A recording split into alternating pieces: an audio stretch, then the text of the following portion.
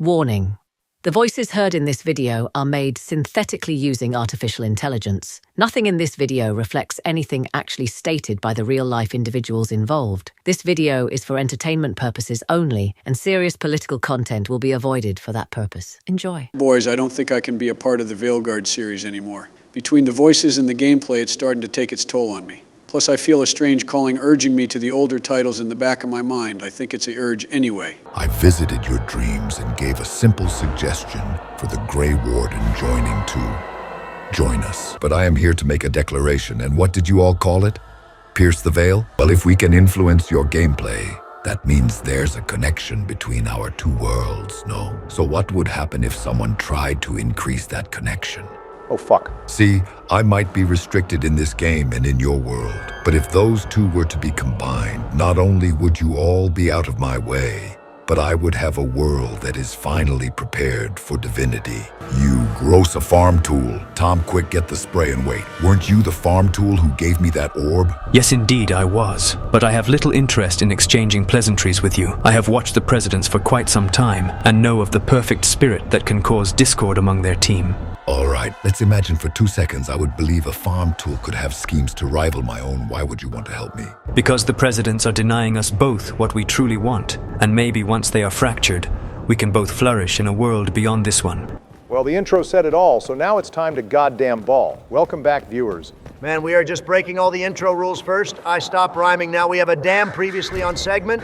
Given how long Corypheus has been a problem, it seemed only appropriate to remind the viewers what's at stake here. Besides, of course, the death competition. All that being said, Barry, what's on the agenda today? 95% finishing the main story quest and sending Corypheus to the back rooms with a 5% detour right at the start to check in on our newly completed team double date. Now that we know Dorian and Bull hooked up, we can ask them about it. We really cut that down to the wire, because we only have another hour or two that we can ask about it. Once we kill Corypheus, we literally can't talk to the companions outside of Trespasser. Just like I wouldn't want anyone to know I fancy Ferelden beer.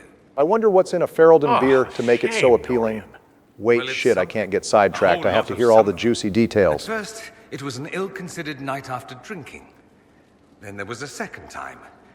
And then, I don't know what's going on, to be honest. I suspect. You know, if we didn't reconcile with Dorian's dad, we could have had the basic bard leak this info to him to give him an early heart attack. Well, I'm glad Dorian's enjoying himself now. Let's go see how the Bull feels about his new relationship. Dorian. Yep. Yes. He seems to be really proud of himself, so that's a good sign. I mean, he should be proud in addition to us working our asses off. Bull has been the one making all the moves. He's been working almost as hard as we have been on this. He is the one who did all the flirting after all. Dorian and I have. This is a way for us to come together. You get it? Cause Well, that joke basically confirms that Bull and Ogren share brain cells, because the last time I heard that joke was either him in Awakening or Isabella in 2. It's perfect. It's like Unk never left. I'm just glad we get the happy ending in this scenario, since we chose the Tal Vashoth ending during his quest line. You and me both, Joe. Anyways, Nerd Bama, I know you wanted your fan fiction to be a reality, but we have a pretty big schedule today, so we should probably get on that. And I will, but since we are going to be dealing with him more this episode than any other time, we might as well ask Varric to recap what he knows about Corypheus. The fact Varric is our only expert on this guy besides Mommy Morrigan really shows how much the Inquisition is winging it when it comes to fighting the Magister asshole. Yeah, our squad mates might not know much, but we have 2 Darkspawn experts on our side, so we should be more than ready for this one. Thanks for the glaze, Joe. I appreciate it. Oh, I actually meant me and Themi, but yeah, I guess you count too, Barry. Oh, damn, I felt that burn from here. You good, Barack? Let's just let this dialogue play out a little, shall we? why wouldn't they just kill him and be done with it? I don't think they could. From what we saw in there, Corypheus can control Wardens. Wait, hold on. If Wardens can't attack him, how the hell was the healer Robe able to fight him then? And also the lowercase Hawk that we made a Warden for that matter. Looks like some sort of wait, hang on, that's a good point. I am not really sure that might be a retcon. You're not sure. Aren't you like a lore master on this stuff, Barry? Don't worry, I got this. The Dumat dipshit did affect Anders, as we saw, and he only controlled himself, thanks to my bro's own influence, fighting Corypheus. As for the Hawk siblings, well, they were not nearly as tainted as the two senior wardens, and were not as directly influenced by Corypheus, since the longer the blight takes hold, the stronger his connection gets. Not to mention Bro was only half awake and sundowning when we fought him in Dragon Age 2. That doesn't bode well for blight control powers. That all checks out with me. Thanks for that, Themey.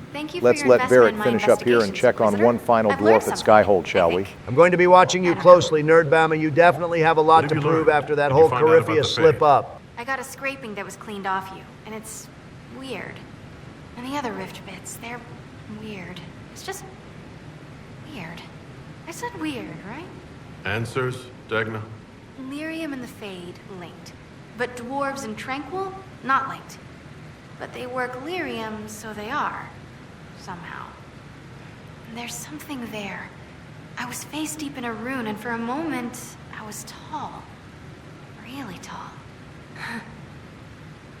And I thought all the... Damn, I know that I love my lyrium as much as the robes or Templars do, but this girl gets on another level of high with that dream pack. How much taller? Wait, hearing all the thoughts, feeling as tall as the mountains? Did Dagna study enchantment so hard that she accidentally discovered the Titan mythology after we did? Ding ding.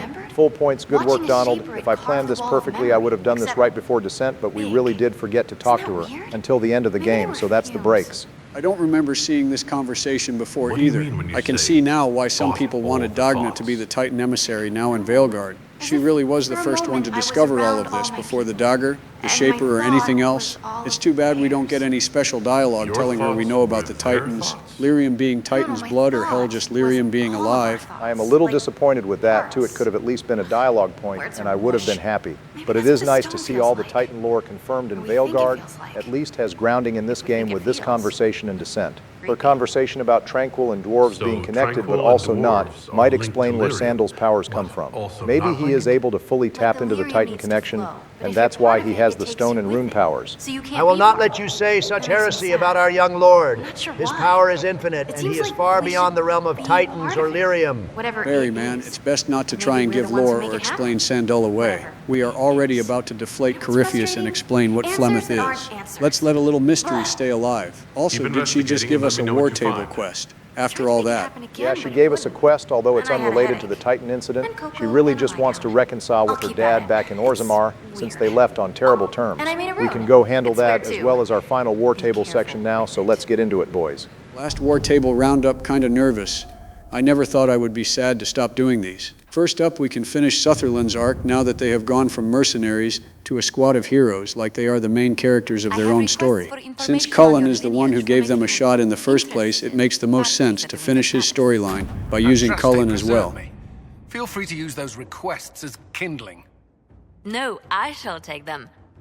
I want to know who pines for our commander. Poor bastard, he is going to be French eye candy, truly a fate worse than death. Anyways, next up, looks like we unlocked a port in the Storm Coast. Now that we killed all the red crack addicts in the cave, we might as well let the merchant princess send her under the table laborers to help our cult members who work for free. I'm sure they are not unpaid laborers. We are building Inquisition facilities, not a third Trump Tower. Anyways, up next, we can do some research on the dragons to hopefully learn about the weaknesses to defeat Corypheus' dragon. This unlocks after we killed every dragon in Inquisition last episode. We have a lot of options here, but only one of them has killed a dragon before. I'll send Leliana to do her thing with her agents, and we learn some interesting lore about the dragons. The blight affects them slower than it does humans, and Corypheus can use his magic to slow the blight even further, although not indefinitely. Yeah, duh. I could have told you that it's why we have to jump to other darkspawn and shit, or that's what we would do if we are real archdemons, not fake dollar store archdemons. Preach it! All right, calm down here. Don't get the pitchforks before they are even on screen. Next up, we have to deal with Beardwall selling his fake beard oils as a Grey Warden during this playthrough. Apparently, some people are pissed we used the treaties under false pretenses. We can either have the merchant princess appease them, or have Cullen say too long didn't read to that. Now, normally I would agree with Cullen and say, fuck it, we ball and get our bag up doing his route. But going Cullen's route would imply I approve of his actions even a little bit, which I absolutely do not. So let's go our merchant princess's route and pay reparations by blaming it all on Tom. All right, next up, we have to dip our toes into one of the most controversial and cut content entities in the series, the Executors. Trigger warning for these guys, by the way. Some of our outposts have been receiving strange carvings from an entity across the sea that isn't the Kunari. We can either ignore them and fortify our outposts, or have our spy master investigate further, and the choice is obvious. Doing this reveals the entities known as the Executors, who are taking an interest in the Inquisition because they also want to destroy Corypheus. They are offering us some knowledge to help, and not much else, but it's disturbing that a faceless entity has knowledge like this in the first place. Wait, why are we beefing with these guys anyway? I literally never heard of these guys before. They are the voices that appear at the end of Veilguard for that cheesy sequel bait, admitting they have controlled everything for the entire series. LMAO, you think I have played or seen the end of Veilguard? I literally have no goddamn clue what you are talking about. I got to the undead dragon fight and did like one companion quest arc and got annoyed after that. Wait, so you haven't finished Veilguard? That's going to be interesting down the line when we get to it. Anyways, next up, we can help Dagna get a message to her father. We could do a flashy opening to hype her up, but I think the beautiful bard is on the right track here. It's better to just send a simple message on her blacksmith father's nightstand to make sure he knows she is doing well. At least open the door for some reconciliation. Now all we have left to do is go see the fruits of our labor with Sutherland and Company. Give it to him now. Not yet. It's not enough. You know it is. You're just chicken. If I didn't love you... Shut it, you fool. Inquisitor, we have something for you. We've been saving and, well, this is yours. It's payback for all you invested, plus extra. You know. It is really cute how we also hook these two up. Inquisition really is like The Sims in the amount of characters that can love on each other if you let them. Wait, is this like actual money he is giving us? Because if it is, then why the hell can't we accept it? I always want to get my bag up. It's not actual money, it's more of a gesture of goodwill. And our Inquisitor really doesn't need it since he already has great allies with Sutherland's company. Inquisitor, you see us in the tavern? We're buying.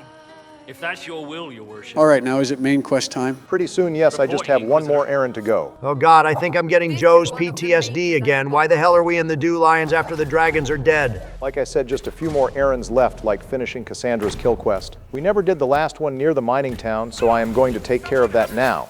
Oh wow, looks like Donald forgot to do something for the team on one of his maps. Way to not help the team out, Double D. Hop off, Joe. If we look back at all the footage from last episode, I am sure our quest audit log looks worse on you two than it does for me. Anyways, hurry up, Obama. I don't want to keep Mommy Morrigan waiting any longer than she already is. Oh, so that's why he is so pressed to play the main quest. I almost thought he was excited for the story for a minute. Yeah, you should have expected that, Joe. It's basic pattern recognition by this point. We are close to our main quest victory lap, don't worry, Donald. After we get the approval boost from Cassandra and the extra shot for the drinking competition, I have 3 final quick errands, 1 for the drinking competition and 1 as a special request by a premier viewer. I'm only going to be patient because you're helping the drinking competition, Obama. That being said, what the hell are you doing for your first fight of the episode? Because the kitchen couldn't be more on fire right now.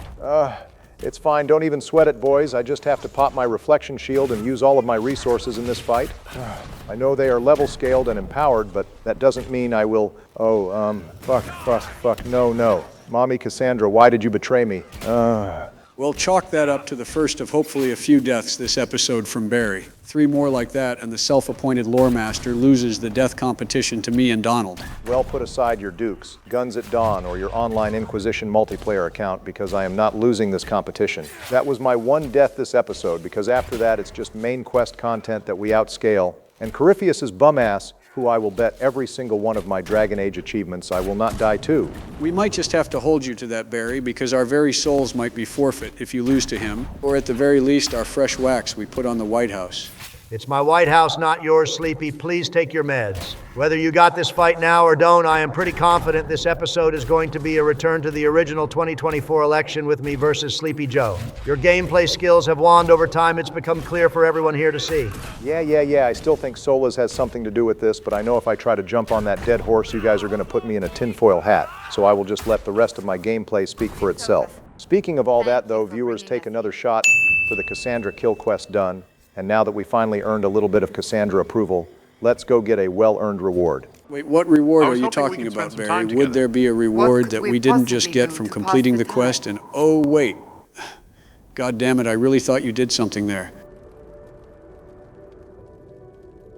Ooh, fuck mommy.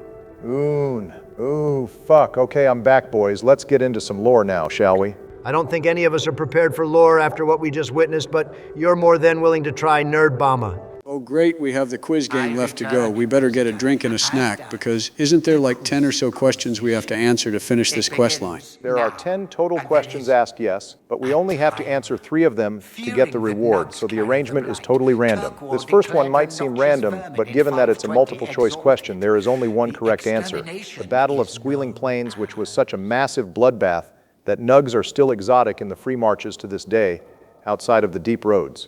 How the hell could you possibly know that, Nerd-Bama? Besides, of course, just using the wiki to look up the answer if you're willing to admit to that. I read a lot of codexes, and I have read them over twice in most cases just in preparation for this series. But even ignoring all of that, a lot of these questions are kind of obvious. There's only one correct answer with the exception of the Archdemon questions and the largest city questions. None of you better confuse me with the Dumat dipshit, though, unless you want me to pull out the most divine corruption blast on all of your asses. Relax, Themmy, I don't think I could physically not answer that question correctly. I might just take the keyboard away from Barry if that's the case.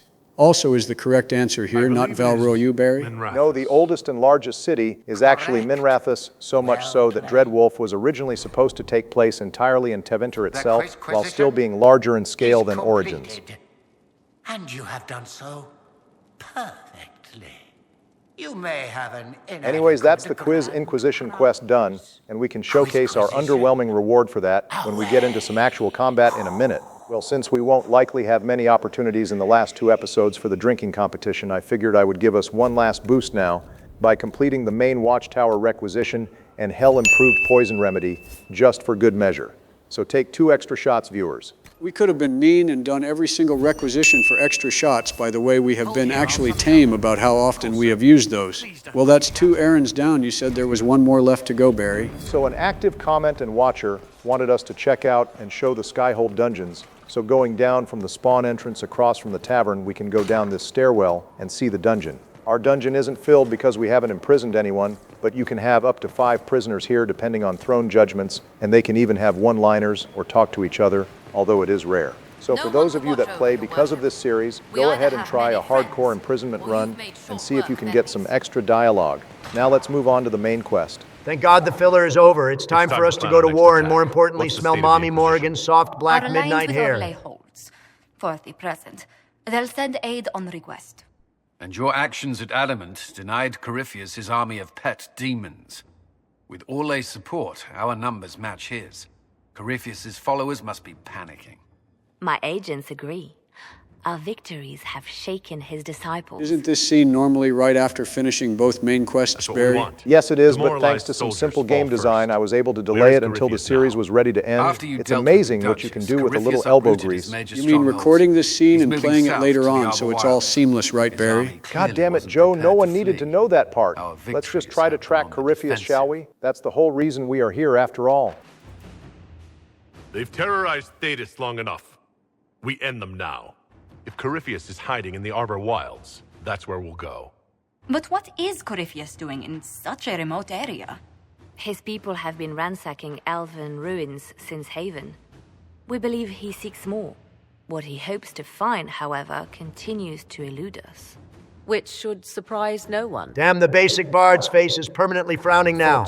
Oh my lord, even a decade later and Morrigan is still biting back at my beautiful bard's heels. You already won the 4-foot-tall man of your dreams. What else you possibly want to beef about? You know this is fantasy because only in fantasy would women be this catty about a dude who's in a height competition with a Great Dane. My realism is still being challenged to this day. Sassy Nerd-Bama strikes again, but oh God, it's been forever since our goth dommy mommy exposited some lore into us. My body is fully ready for it, my love. My body doesn't care, but my mind is at the very least ready, since I took a double dose today, and we are about to learn about my second favorite topic in all of Dragon Age, the elves. I can only imagine what your favorite topic is, Sleepy. Anyways, looks like Mommy Morrigan wants to show us something. I could give Morrigan a little flack for being flat out wrong here, and the fact she just leaves out that she is assuming what's really going on here is pretty silly, but I am more so just excited about this lore drop that's about to happen, that it doesn't really matter at the moment. I know it was possible to meet POTUS in the deep roads, but honestly, it would have been cooler to see him in the Morrigan mirrors instead of the deep roads. Oh hey, I guess the Morrigan mirror joke can come full circle nearly 60 hours later in this series. Good times. Morrigan may have introduced them in the series, but Daddy June will always be the OG creator, and don't you forget it. Probably the best thing elves created after the Veil and Fade. Wait, I just realized we had a whole DLC trying to track these things down, and a whole companion quest arc trying to fix one of these things, and this is the first damn time we have actually seen what's on the other side. It would have been nice to see what POTUS saw at the end of the Witch Hunt DLC 4 years earlier, but I guess it's better late than never, right? Anyways, viewers, welcome to the Crossroads, a title that Morrigan apparently gets to name herself since she rediscovered this place, as even the spirits and solas begin calling this place the Crossroads. I mean, the writers clearly have a soft spot for her and my beautiful bard, given the total screen time they both have compared to like everyone else. I guess that soft spot comes with a lot of lore privileges. I call it the Crossroads, a place where all Illuvians join, wherever they might be. I like how they don't even try to explain exactly how the Illuvians are made, and instead she just kind of shrugs her shoulders and says, I don't know, they are probably a rift in space and time or something, my guy. I mean, would there be an explanation that would even be satisfying to be totally fair, Barry? I feel like any attempt at explaining the creation of a whole reality would fall pretty flat, wouldn't you say? I mean, the egg created the Fade, which is essentially a different reality from this one using blood magic. So I imagine this place was created with enough blood magic and lyrium to rupture space and time. Should I add reality bending to the bias mage agenda list? No, Donald. You've already made your point. I think people in other countries even understand now that the game has some mage biases. Any elf notes from the lore master Barry? Well, the crystals use precise lyrium shards to connect each other, and Morrigan says there are mirrors that link to other dimensions besides the Crossroads. The most likely scenario is the elven gods had several dimensions created from the Fade that they could control and govern themselves. Lyrium linked them together, and the fact they used lyrium means all of these mirrors were created after the Titan War. Also, before I go on, here is the final bit of POTUS dialogue. Lead back to our world, then. Places between, like this one. I can describe it no better. For a time, I had a respite with the man I loved. For a time, I had a safe place to raise my son. But only for a time. I'll say it again for those in the back. Inquisition might be the best overall game, but POTUS will always have the best ending in the series because you get to live a man's dream with a goth waifu on one side and your child on the other. Compared to Hawk's or Lavallin's endings, yeah, I can't really argue that POTUS made out like a goddamn bandit. Also, Barry, if Illuvians are made with lyrium crystals, does that explain how the Blight corrupted the Dalish elf origin one? Pretty much yes. Meryl said she cleansed the Blight, but it seems like the big issue with her trying to repair the mirror was several little things. Either she couldn't connect to the mirror it was linked to, she couldn't tweak the lyrium crystal that is the mirror's power source, or she didn't have a key that Morrigan describes that turns these things on again. The elf girl that Sleepy put in charge has like the super key, right? We probably need to borrow that shit. Very close. Someone with enough power could tear down the ancient barriers. And enter the Fade in the flesh, like Corypheus wanted to do with the anchor. He learned of the Illuvian in the Arbor Wilds as I did. He marshals the last of his forces to reach it. Viewers, it's easy to miss, but as we are walking out, we can see Meryl's mirror in the Crossroads, although of course it's still inaccessible, even if we encourage her to keep working on the mirror. You have made Corypheus desperate, Inquisitor. We must work together to stop him, and soon.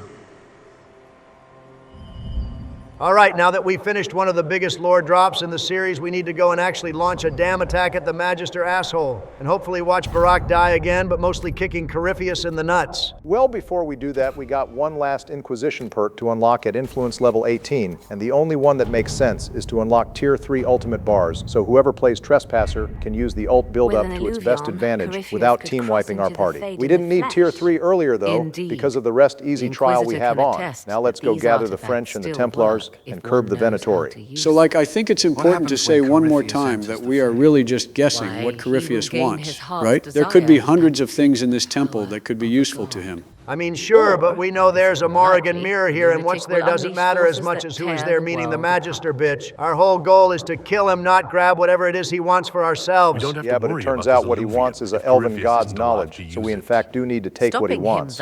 Although the fact we can only kill his dragon because of the well's knowledge never sat right with me, especially since he is just a weaker archdemon. It's just the game-glazing, blighted creatures to set up the fourth game with Raz and friends. We all know there is only one true powerful blighted entity in existence. Hell yes! Can we wait for them? We should send our spies ahead to the Arbor Wilds. Without support from the soldiers, you'd lose half of them. Then what should we do?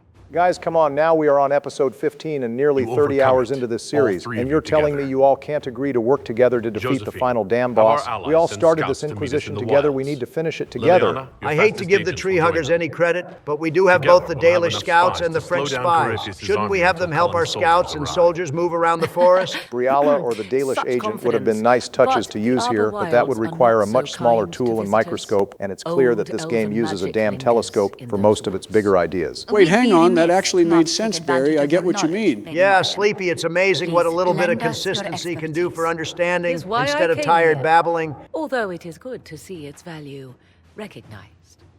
Any further instructions, Inquisitor?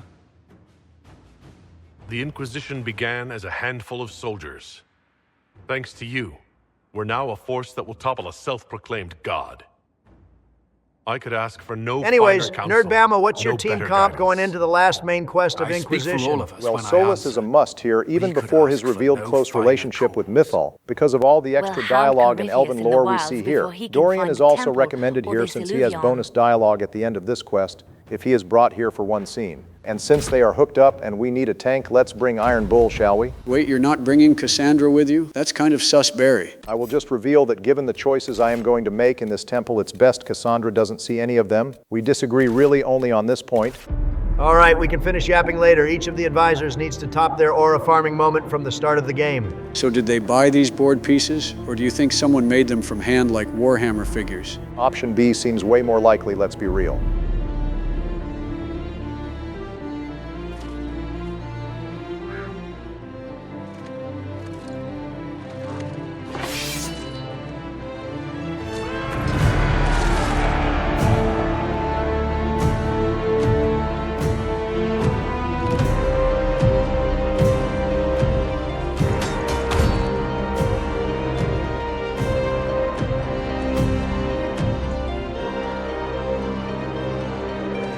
Oh, God, that scene definitely takes the cake for aura farming in this game, boys. There's really no contest here.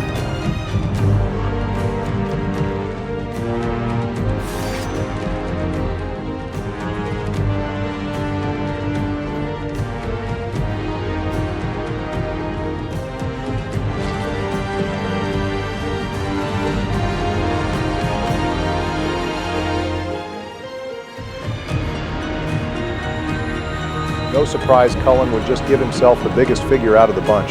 I don't think anyone expected anything different.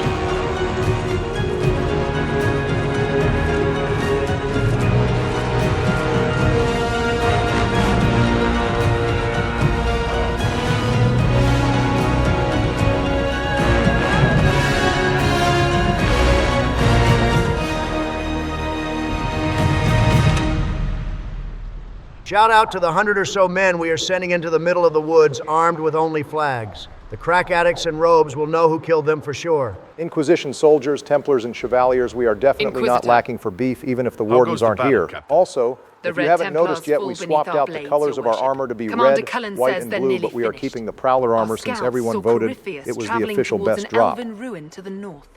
We can clear you a path through his armies. Thank you, Rihanna Random, for giving us a quick status update on how the fighting is going. But where the hell is our beautiful Dwarven girl? She is the one who always does this job, and it's a damn forest. Those are her specialty.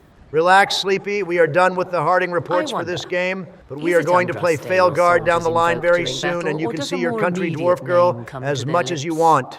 Oh, I love it when you talk dirty to me, Donald. Thanks. Oh, wow. So not only is Morrigan back in the squad for this mission, but we are starting off with, is the Maker real debate, or is the player the real god? I guess Morrigan misses her god-appointed husband as much as we all do. Never ask Mommy Morrigan about the Maker. Her one-sided beef with that fake god with the yee-yee-ass followers is legendary. Gaha, don't say her name. Barry, you good? Yes, I am totally fine. I don't know what just came over me there. But we should focus more on finding the temple and fighting our way inside, because that is the main objective after all. Whatever nerd Bama I've given up on trying to understand what you wanted a long time ago. That one was more of like a classic World War II motor explosion on barren ground. It had a great crisp, but it didn't leave any debris or have enough of an impact. Yeah, Barry prefers his explosions to have a few screams and shatters for good measure. Oh, hey, my stylish Empress is here to wish us a good battle personally. You love to see it. We could have had Gaspar here too if Sleepy had picked the correct option, but I guess now the elf lover is going to appear and mess up her pretty dress for moral support. At least our lovely merchant princess is also here for the true moral support we all need. It's ambitious to predict so far into the future. I'm confident your majesty can weather I know it's basically a political gesture, but it is still a nice touch that the ruler we put on the throne does join the battle with us. If nothing else, it shows the Inquisition is a force that you show up for and you can't just casually support. Damn, you really let that whole conversation play out between the two base nobles. How chivalrous of you, Nerd Bama. You know I am all about being suave, especially when dialogue and unique conversations are at stake. Their lives here humbles me. Your worthy cause would have friends, even if we did not will it. Men and women of Well, faith Josie keeps serve. doing the placeholder BioWare conversation animation, so I guess she has something to say too. You know, I'm amazed that Josie even showed up to the battle. Not only is this place not exactly safe, but this area is very earthy compared to her normal desk and writing tablet. I guess Josie isn't a gamer because she isn't afraid to touch some grass. I wish we could see Leliana here too, so we know that all three advisors are here, but sadly the rest of the camp is just for our squad to talk to Morrigan. Our soldiers have courage. The Inquisition will make it through. Then I will be as the other faithful and wait. Good luck. Now that's a view. Get your blood going. If the soldiers aren't careful with their fires, they'll do Corypheus' work for him. I hope you're right about this temple, Morrigan. I could use a building or two. Do the woods discomfort you, thedas? It's mostly the people trying to cut our heads off that manage that. Looks like Dorian and Morrigan are already on a last-name casual basis. I guess they worked up a little bit of banter. Yeah, that's all cool. That Mommy Morrigan has a gay best friend, but what the hell is that weapon that you put on Bull? Are we fighting red crack addicts or a bowl of ice cream? This is the boon of the spoon, our reward for completing Quiz Inquisition. It gives us 8 willpower stagger on hit, and targets explode like you cast Walking Bomb on death. The weapon description is also freaking bars. The weapon info reads, it's a spoon that was hewn by a madman with a rune. I'm immune, he would croon, celebrating all too soon. He'd impugn and lampoon, thinking fate so picayune. A tycoon made buffoon by one stricter than the cune. Thanks, Nerd Bama. I see where you got the idea of our intros from. And while it's base, the Iron Bull can kill people with a spoon. Rhyming still sucks more than the cune. Oh, god damn it, it did it to me too. New earbug unlocked. I think that means we should rhyme and drop beats more often. Also, damn Celine's troops are really goddamn chatty and supportive of their girl boss Empress. So remember how we said Brialis elves could have been a massive support here? Well, actually, if Briala ruled herself using Gaspard as a puppet, we would have had elven soldiers fighting here instead of Orlesian troops. So Briala only gives us troops if we give her uncontested power. This must be the first time we have used Iron Bull in a controlled sense all series. And it's just to show off a meme weapon that isn't even optimal. Who are you, and what have you done with Obama? Even if the spoon makes me a little hungry, I still kind of like it. Plus, this is the greatest downscale slander for Templars that I can think of. Our last fight with these guys in Inquisition has us beating the hell out of them with a spoon. This slander is so peak I could die. I know the Red Templars have that one red beam clash ability, and the Behemoths, but besides those, we really haven't seen an impressive showing from these guys power scale-wise. Honestly, Dragon Age 2 really did figure out how to make an overpowered Templar that buffs those around him and can disrupt magic. It's a shame the gameplay in Inquisition changed so much that little things like that slip through the cracks. We really did lose out on enemy diversity over time in exchange for demon diversity and dragons. For a game without much diversity, you two liberals really have been dying a whole hell of a lot more recently. Isn't that usually Donald's line? Are you two in that stage of your relationship where you finish each other's sentences? That's pretty cute. Hop off! Inquisition also just has some random and unfair moments compared to the other games where they are more structured because of the lack of open world. Also, you have a few Grey Wardens to fight. This should be interesting. I haven't seen you take out these guys since episode 6. Wait, I banned all the Grey Wardens from southern thedas, and we killed all the ones at Adamant who disagreed with us. Where the hell did these guys come from? Corypheus still has some leftover wardens under his control, either recruiting them pretending to be Larius, or just left over from his ritual. It is interesting that these wardens are warriors and mages, not just mages, which does lend itself to the theory that Corypheus can control all wardens, not just mages. See, this would never happen if wardens had a cool blue spirit of justice in their heads, with a habit of being baller at card games. I'm just saying, gentlemen. I honestly thought these guys only appeared if we kept the wardens around as allies, and Corypheus slipped a few of them out of the ranks as punishment. I guess that choice really was only for roleplay reasons, huh? Well, great to know the choice I specifically made does fuck all in terms of impact. I would feel bad for you, Donald, but you also got to make the Inquisition speech and choose the choice in the Templar quest, which do have significant impacts. Also looks like we are about to third-party a fight again, boys. That's like our favorite activity. It's been a minute since we have had a third-party fight in Inquisition. That's how you know the peak content is back. Looks like the French, the Inquisition, and the elves all hate the Red Templars. All right, the elves might make good human shields, but don't think for a minute that we are trusting the French over drug addicts. At least we can predict what drug addicts are going to do. A French mind is beyond comprehension.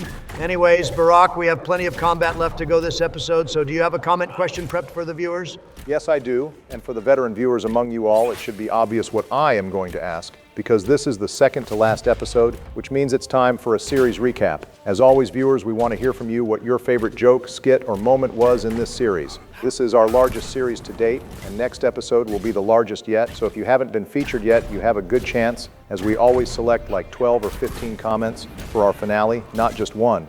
As for my favorite moment, I have to give it to finally romancing Cassandra. The romance competition was a long and hard-fought battle, and finally getting my romance in this series and seeing my more baser desires was peak in my eyes. And I am sure there are many muscle mommy enjoyers that love seeing it just as much as me. Yeah, I don't think any of us expected a different answer there, Obama. As for me, though, mine should be just as obvious. Getting my lick back against sparing Logain and fully completing that deal with Justice that I set up all the way in Dragon Age 2 was a massive plot twist that I know the viewers loved. Sure, it cost me a romance in Baldur's Gate 3, and I ruined some viewers' perspective on watching our Dragon Age 2 series, but I still had plenty of viewers who agreed with my choice for one reason or another, and I gave Hawk a satisfying end to his story, instead of going out on a low note with retirement. Hawk deserves vengeance, but not by my hand. I need to run a special election just on that stance one day, but for now my hands are tied to and I need to get over it to keep my word. As for my favorite choice, I could choose a few from me finishing my song trilogy, With the Dawn Will Come, to even my Yu-Gi-Oh! Match against Justice, but I think my all-time favorite moment was my epic plot twist in the Winter Palace against the How and the boys. I not only tricked all my boys into thinking I did a manipulative political bait only to defeat Corypheus and Solas's evil love child myself,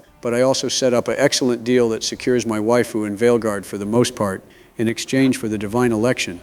It might not have been the most dramatic, but it carved my actions in this series. Well, my spirit bro answered the question last time, so I guess I will take over this time, because we both have the same answer. Our favorite moment in Inquisition was the card games, especially the very first one, where I taught Justice how to play. I guess that does confirm it. They did play when we weren't here. Good to know, one less mystery in this series. Anyways, viewers, let us know what your favorite moment in this series was in the comments down below. Our editor reads everyone, and multiple of his favorites will be featured next episode. But with that all being said, Joe, mind featuring our favorite comment from last episode? Sure thing, Barry. Our featured comment comes from a base Discord member, Quilby87, who said their favorite plot twist was the reveal of Kieran being born with the reincarnation of the archdemon's soul. It's a moment that not only pays off one of the biggest mysteries of Origins, but it also pays off the cliffhanger ending of Witch Hunt and our end to the Origins series as well. We are about to get the final climax to both Morrigan and Kieran's story in a moment, so I figured this is the best time to feature this one. Thank you for your comment, and can't wait to hear what your favorite scene in Inquisition is, my guy.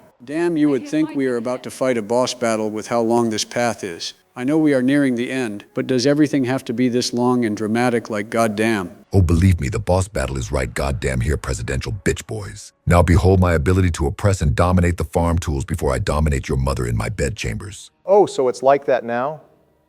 Whatever, have your moment, diva.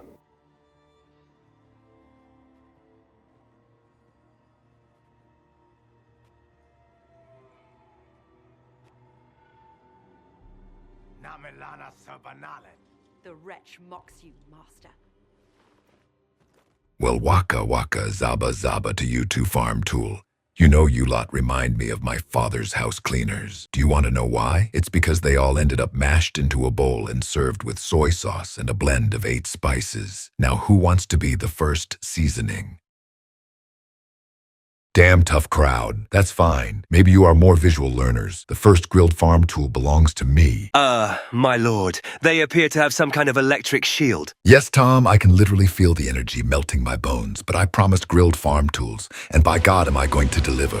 Okay, so we can all agree that this is the lamest death in the series, right? Like it was unnecessary, and even if he is immortal, there's no way he intended to just die like that. Agreed. Oh, Tom, you should have listened when your grandfather said, why don't you major in business instead? But no, I wanted to fight Darkspawn. I had to be a hero, and now I'm serving some tall drug addict who apparently has no concern at what friendly goddamn fire is. Oh, hey, one of his henchmen is still alive. You kind of lucked out lottery-wise, my man. Maybe you should try and cut your losses. Normally I would take that, but this job has surprising health benefits, including a dental plan, and I sort of need that since this is the second damn explosion. Oh God, why does my stomach feel like knots are tied in it? Sorry about this, Tom, but I helped myself inside your body, and I need to take over for the immediate future. My lord, what the fuck? At least let me live a few moments more. Yeah, that's not really how this works. Don't worry. I will send your wife a Tevinter gift basket, though. My lord, I don't have a wife. I'm a Grey Warden. Well, then I guess someone won't be getting a gift basket then, huh, Tom? I'd say it's been an honor, but you can goddamn suck my blighted ass, my lord. Why wouldn't you just try to control this guy and attack us? Why give us time to run away from this? Because you all stuck me in that hunchback's body for 3 years, I am not living in another body for one more second. Also, where the hell is that dragon I racked up my airstrike kill streak hours ago? Dun dun dun dun dun dun dun dun dun. Superior airstrike incoming, father. Inferior blighted entities locked on. Your mother didn't think I was inferior last night, you has-been hotel-hating ass reptile.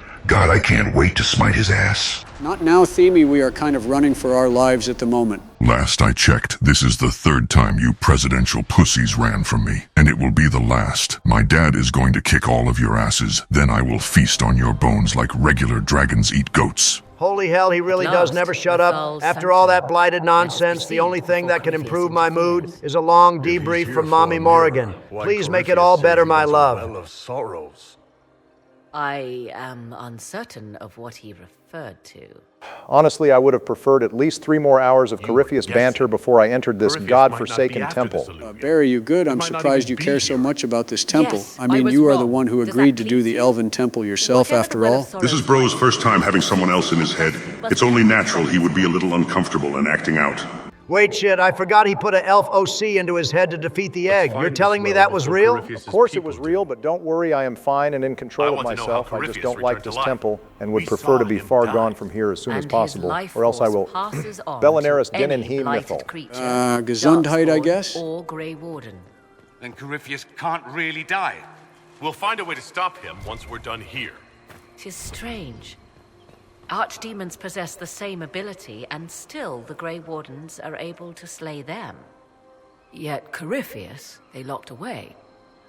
Perhaps they knew he could do this, but not how. Anyways, looks like we have a puzzle coming up. I don't want to explain all of them, but I have something fun planned for the last one. Well, as much as I don't think Becky with the good hair deserves respect, I do want to actually complete this correctly for the content. So put on your running shoes and choose the grass starter because we are about to go do an ice gym puzzle, boys.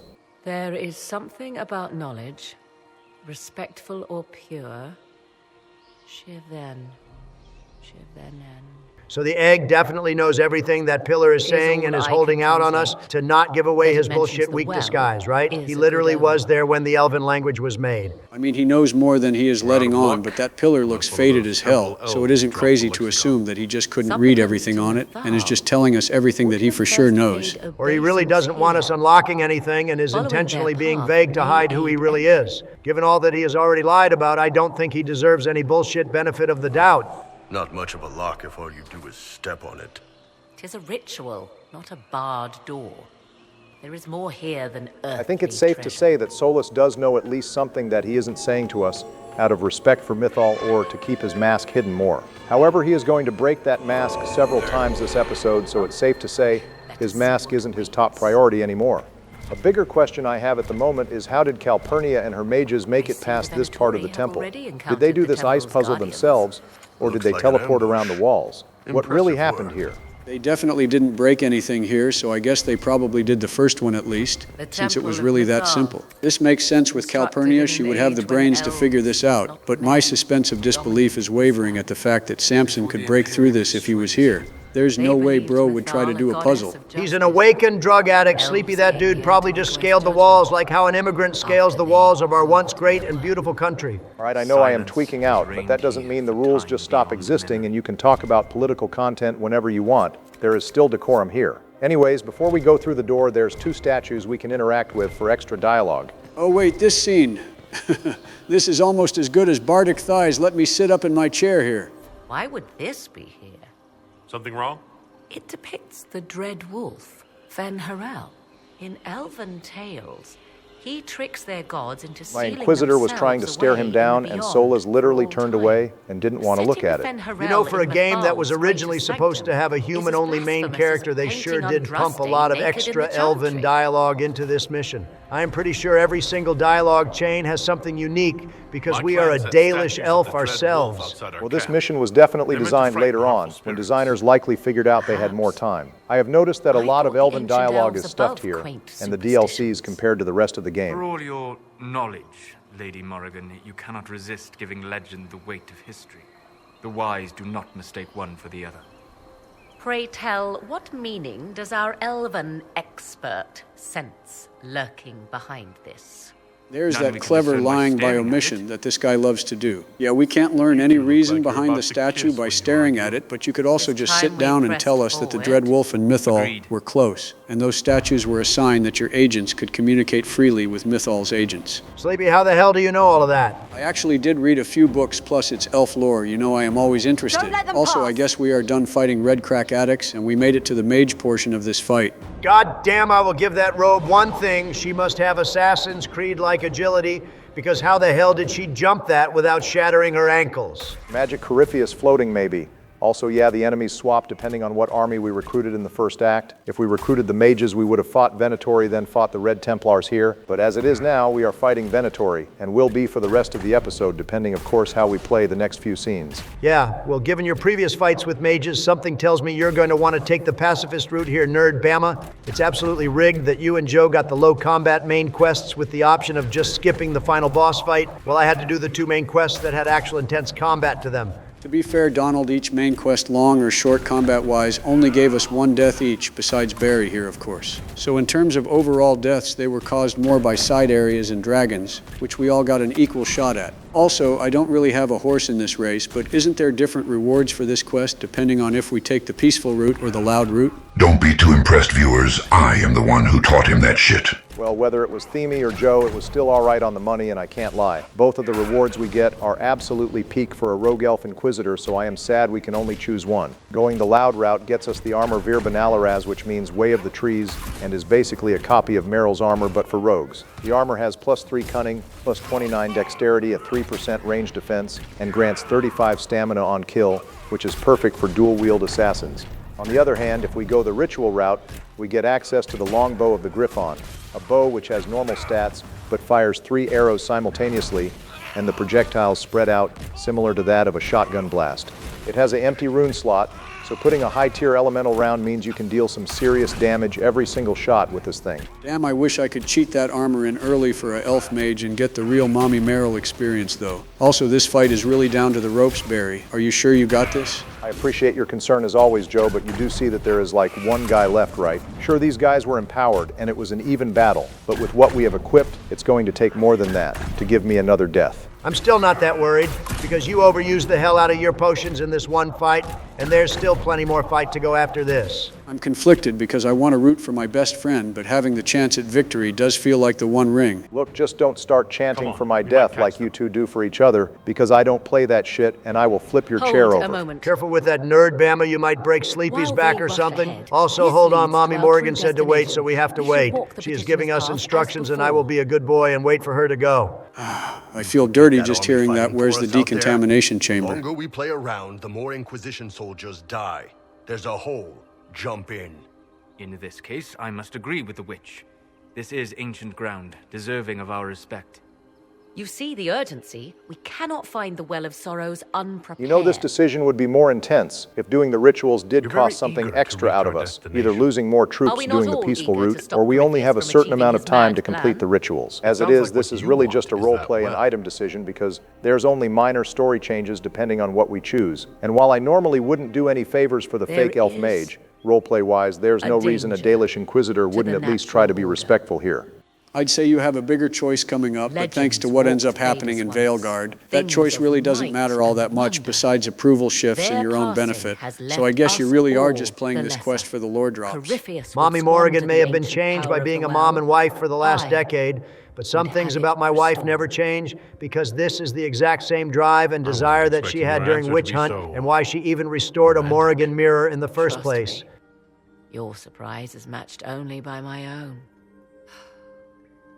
Mankind blunders through the world, crushing what it does not understand. Elves, dragons, magic.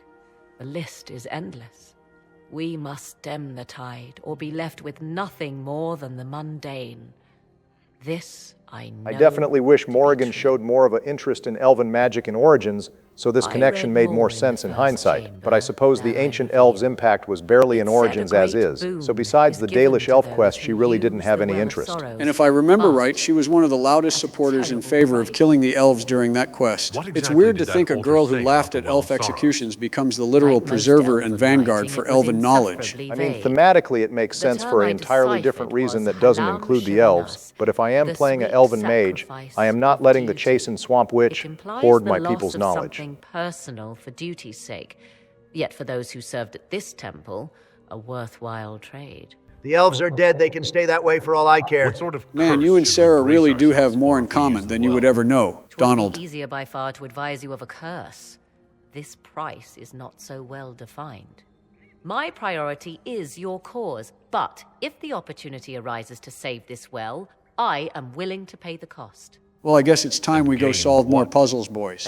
I wonder what Corypheus is doing all this time while we are just debating on going loud or stealth. What's this? A locked door. Impossible. Wait, why would I say that? The farm tool literally locked it when he ran up. If thou would enter, then thou must find your center speak what lies in the heart of elves, and you may enter to find yourselves.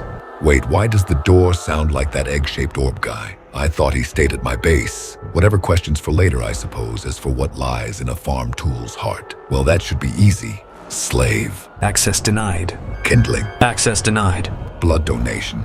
Access denied. This is unrealistic. What the hell else do elves care about? All right, so for all these puzzles there is obviously a few solutions, but your best bet would be starting from the middle platform, which means you have to walk on a few tiles, then double jump on one to reset it. This is because we have to make a loop anyway and stop at one point to pull a lever, so it's hard to guarantee you get everything in the front on your way back because of the wall, and it's easier to just fully complete the front first. Thank God when we double touch a tile, it just resets the whole thing, and we don't have to fall down and fight a few trainers to progress. What the fuck are you referencing with that joke? This is the same damn thing you said earlier, and all I can infer is it has something to do with ice Pokemon? Oh, right, I forgot you were Gen Alpha and wouldn't know this. They are talking about the Emerald Water Gym puzzle that has the same exact mechanic, except that time it was ice, and if you failed, you had to drop down to a lower level and redo all the traps from the start. Speaking of, I am glad Lord Obama over here is doing this puzzle and not you, because we would quite literally be here for hours. Okay, that's the first of the Vile Witch's evil traps completed, so on to the next one, Joe. I am going to let you tackle the final one since it's the most complicated. For this one, though, it's probably the easiest of the three. You just have to go in a zigzag motion and make sure you hit every tile. Honestly, this one could be put into a Pokemon game. It's the simplest of all of them since it doesn't have a lever or too big of a range. It's just make sure you hit everything.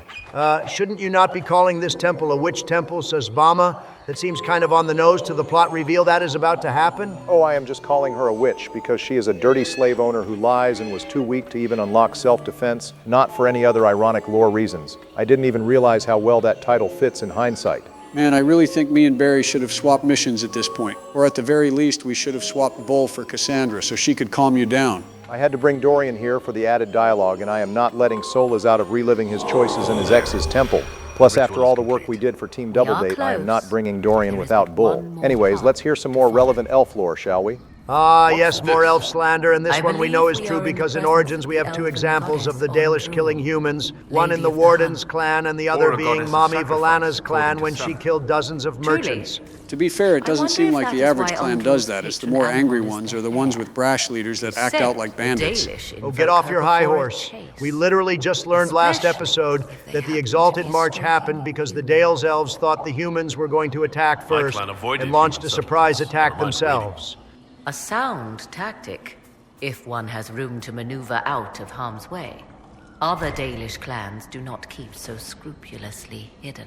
I don't care about these B-listers. When are we going to learn about Daddy June? There's no extra dialogue on him, but he is right in front of the final puzzle, so I will show him in a minute. Overseer of funerals and guide to the elven dead. I have heard the Dalish invoke him on their deathbed, or before quests from which they expect no return. This is definitely the best reason to bring Solus here because it sets up what we learn about the ancient elves and Trespasser perfectly. Well, that and of course banging him, but we decided to not do that here. Go ahead. You must have a legend for us.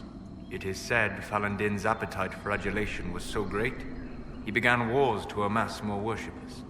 The blood of those who wouldn't bow low filled lakes as wide as oceans. Mythal rallied the gods once the shadow of Falandin's hunger stretched Banal across her own nadas. people. These crimes are nothing compared to the betrayal of the Sunken One. Falandin was enabled by the true villain Mythal. We must kill her now. Give them no mercy, as she showed no mercy to the sea. All slaves will be assimilated. Hank, Hank, Hank. Haga, Haga. Oh God, he is spazzing out. Donald, get the smelling salts. Red lyrium. Access denied. Blighted boils. Access denied. Big orbs. Access denied. This door is a bitch. All right, I am back, and with some deep breathing, I am ready to solve this last puzzle here, viewers. It's probably best to just follow the steps as I am playing them. But if you need some extra help, I am unleashing the restraints and letting Joe go nuts with this one. Hit it, buddy. No, don't do that, please, for the love of God. Hey, it's Joey B coming at you with another tip. I know this is random, but don't you trip. To solve this one, you just have to walk the tiles and use your wiles. First you go to the front, might seem simple, but it's just a stunt. 1-0 round as circle clear, the elves are watching, so make no fear. Next step, go up the stairs, up and down and wait. We got a ledge, we got to clear it like a head, so go straight, show no fear. Before you know it, the path will be clear. That's the tiles, use your walls. That's the tiles, use your walls. That's the tiles, use your walls. That's the tiles, use your walls. Last part here will set you free. We have a second sentence calling me. You go around the sides and hug them like the tides. That's right. You use them sides, no time to bide. Now stop. Last step here, jump down once just to be clear. Now look where you are, circle cleared. The elves are watching, so make no fear. That's the tiles, use your walls. That's the tiles, use your walls. That's the tiles, use your walls. That's the tiles, use your walls.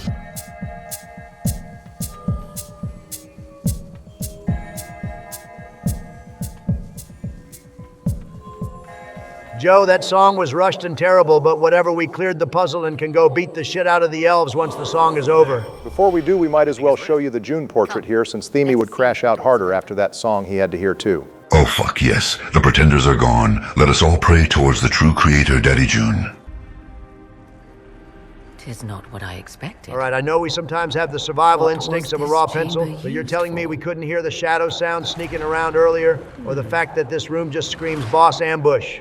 To be fair, between the puzzles, the Corypheus interaction, and Morgan and Solus measuring their magical dicks on who knows more about elf stuff, I can't blame the Inquisitor for forgetting that there were elves still in this temple that oppose us in Corypheus. Hey, sad man, good to see you. We solved all your puzzles, so go ahead and give us your gym badge already. We need the traitor knowledge, and we have earned a glimpse at your lore pool by rights of my own lore knowledge and respect for your puzzles. Bro is talking like a damn Game of Thrones character and the CEO of Elven Angst and Depression. Seriously, this guy would get along great with Fenris. He even slanders the mage capital and refuses to talk to anyone outside of what he wants. Our connection is we are fighting a war against old Tevinter forces and drug addicts, and you guys are getting to third-party those guys because we just happened to choose your front lawn to fight our war. So, sorry about that. We have talked about it before, but Abelas and these Sentinels have been able to preserve themselves so long by mastering the ancient elven practice of the Euthnera, or the Great Sleep. Essentially, they preserve their bodies in vitamin-rich ointments and enter the Fade operantly to achieve their former elven immortality before the Veil was created. They only wake up if someone trips a ward that alerts their temple is threatened. Usually only very skilled mages can achieve this, but these are ancient elves, or they all know how to do this process. Shall I sway him from a millennia of service by virtue of our shared blood?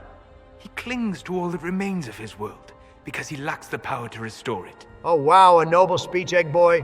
But why don't you try this to speed things up? Greetings, I am your mistress's most cherished simp, the Dread Wolf, and I come seeking the knowledge of Mythal to stop a threat that could tear apart this world again. I outrank you all anyway, so you must listen to me. That would be a crazy plot twist, but it wouldn't exactly get us anywhere. This guy is already ready to hear us out. Wait, that's not right. What are you saying? You would not know truth. Shemlin history is as short as the Damn pool Dorian's of your whole years. world perspective just got kind of rocked there, and so did ours, being honest. It was always assumed humans were like elven kryptonite, and because we weakened their immortality, that's how we were able to kill them. What actually happened, though, is Solus created the Veil and sent every elven leader besides himself into the Fade, which left every elven city leaderless, and Arlathan sunk without the Veil's magic. Without any leaders, the humans basically just rounded up elves, who were already slaves, and warriors who were few and far between. I assume this temple is one of the few that didn't fall because Mythal gave her people more autonomy than the other elven leaders did, and they had time to adapt without her. Careful, Barry, you almost gave a positive outlook on Mythal for a second. Anyways, looks like we get more Elf Inquisitor dialogue here, and we can try to relate to him as a homie like we wanted Solus to do originally. Bruh, this is ironic as hell, so the Dalish look down on city elves because they think they are better than them. And now the ancient elves are looking down at a Dalish elf because they think they are better than us. It's a giant cycle of hate maxing each other. The Dalish get so much slander by the end of Inquisition that they basically disband and become the Veil Jumpers instead. This part of the quest just basically says, I hope you didn't really take the Dalish too seriously, because they are 100% LARPers and we are the real elves. Using LARPer in Dragon Age was not in my 2026 bingo card. I will be real, Barry. Also, I'm guessing we are going to side with the sad elf here. I will make them choke on their fake trees of death. I mean, yes, we are going to side with them, don't worry, I haven't fully lost it. I want to stay in character with what an Elven Inquisitor would do and take advantage of completing all 3 puzzles. Also, this choice only affects combat differences, and loot, if we side against the Sentinels or just don't do the rituals, Abelas still runs off to poison the well, and Morrigan flies off to stop him. It shall not be despoiled, even if I must destroy it myself. No! Morrigan!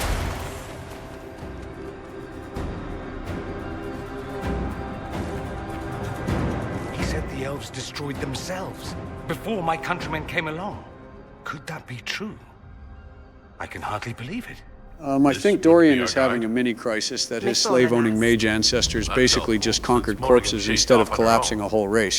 For once, Tevinter did not fuck everything up. Well, we have a pretty easy path ahead of us. We just have to follow this hobbling Sith elf while he unlocks loot chambers and side passages, and we have exactly 1 fight towards the end of the path. Also here in the first urn is the longbow of the Griffin. We don't have a lot of fights to really show it this episode, but hopefully next episode, whoever wins can show it off.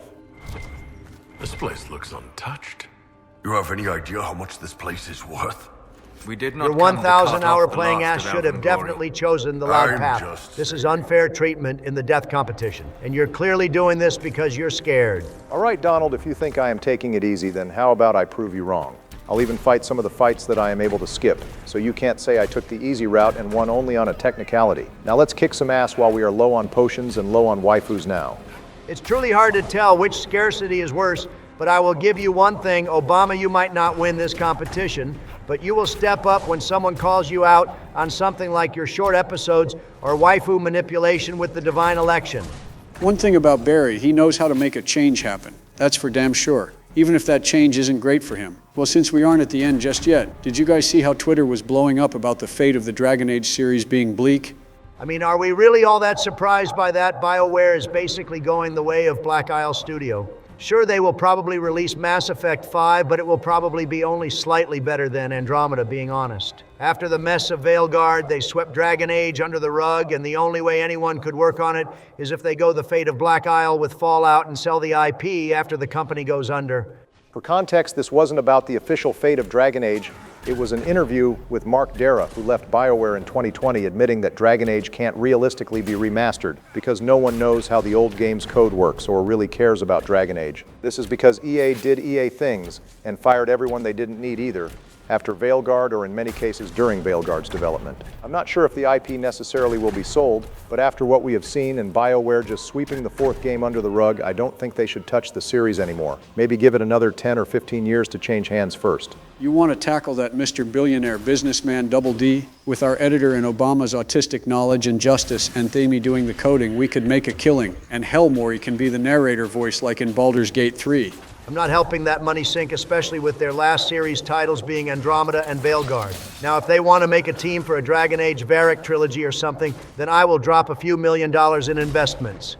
But for right now, all I am investing is my skepticism. Well, that's really bleak, but putting aside the fate of Dragon Age for a minute, do you two think BioWare as a whole is cooked, or they have a few last legs to stand on? As a professional businessman, I can safely say that EA will force it to probably pump out 2 failed games and 1 medium tier 1 before closing its doors at a net neutral gain or loss. Maybe at a slight loss for those sweet, sweet tax gains. It's sad the heights we have seen BioWare fall, when just a decade ago, them and Bethesda were the gold standard for quality story-rich role-playing games. But I guess like Mass Effect was trying to tell us in order to advance, we need to adapt and change. And like Morrigan said, change is what might set us free. I appreciate the full circle moment, but that was a little bit cheesy, Barry, now that I am hearing it as a spectator at least. Oh, I know you're not talking sleepy. You sing and fall apart at the first sign of an elf girl. Speaking of elves, though, are you about to die to the second damn combat encounter of the temple? What the hell is going on in the kitchen?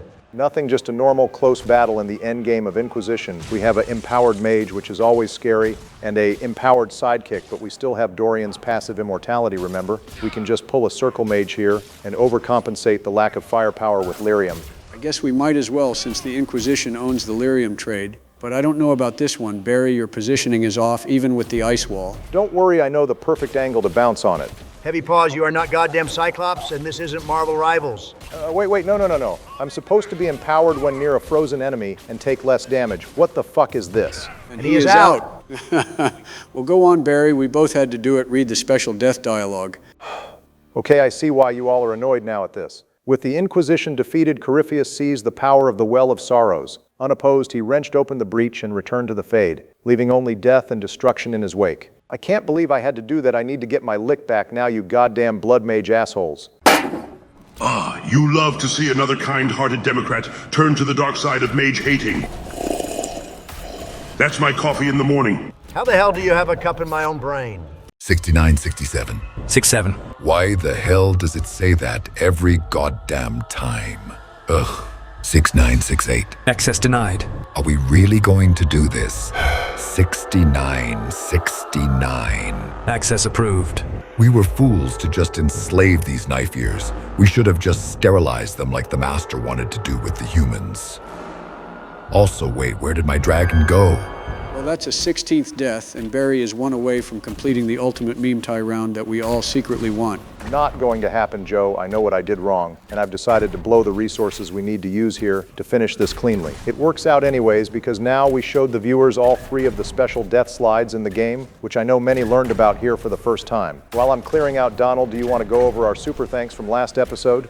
I'm always happy to shout out the viewers who show support with their wallets and engage in capitalism.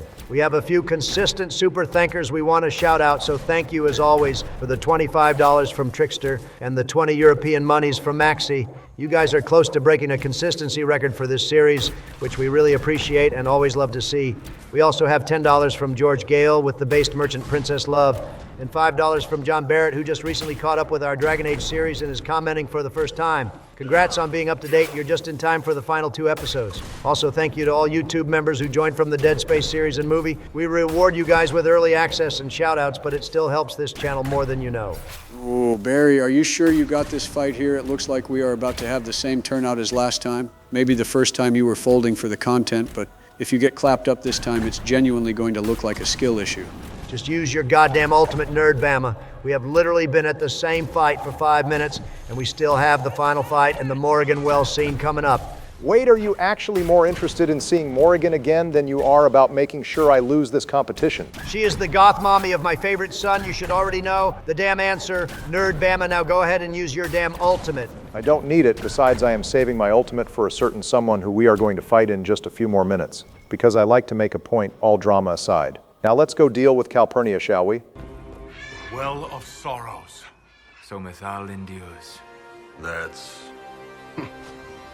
something. If we were playing Mass Effect, we would have definitely had a moment where we pan over and see this place from like 5 different angles. But I guess the budget just wasn't in this mission. Also, you're fighting blood robes up ahead, Obama. I hope you make the right choice and channel those primal feelings you had for mages earlier. I am going to pick what I am going to pick. Donald, me dying twice to a mage doesn't cause me to have a personality shift like you did in the Blood Mage hideout. Also, just to ruin this scene for you all viewers, this scene is identical. Whether you're confronting Samson or Calpurnia, only the units really change, not the animation. BioWare stays on top with saving money through shortening animation costs. At least the character interactions are completely different. If I remember right, Samson is so high off lyrium by this point that he is happy to be used by Corypheus. Calpurnia, on the other hand, was promised a deal too good to pass up that she is ignoring all the strings that are attached to the offer. Plus, Samson still has to be fought, while Calpurnia can be talked down here. Whether it's the normal Blood Mage corruption blinding her or those buck teeth blinding her because Corypheus offered her a dental package, the only proper result is the curb. You can sort of hear it the more she talks, but her voice actor, Alexia Healy, also voices Sam from Mass Effect Andromeda. The British voice really does come out, which is interesting because British voices typically stick out more in Ferelden than Tevinter. Damn, you're right. I am hearing more of Femme Hawk by the minute. I don't think they had the voice dialect in mind when casting her, though. Entering the Fade will work any better than last time. Speech without understanding. I knew you would take the well for yourself, to ransack its wisdom, to try to defeat Corypheus.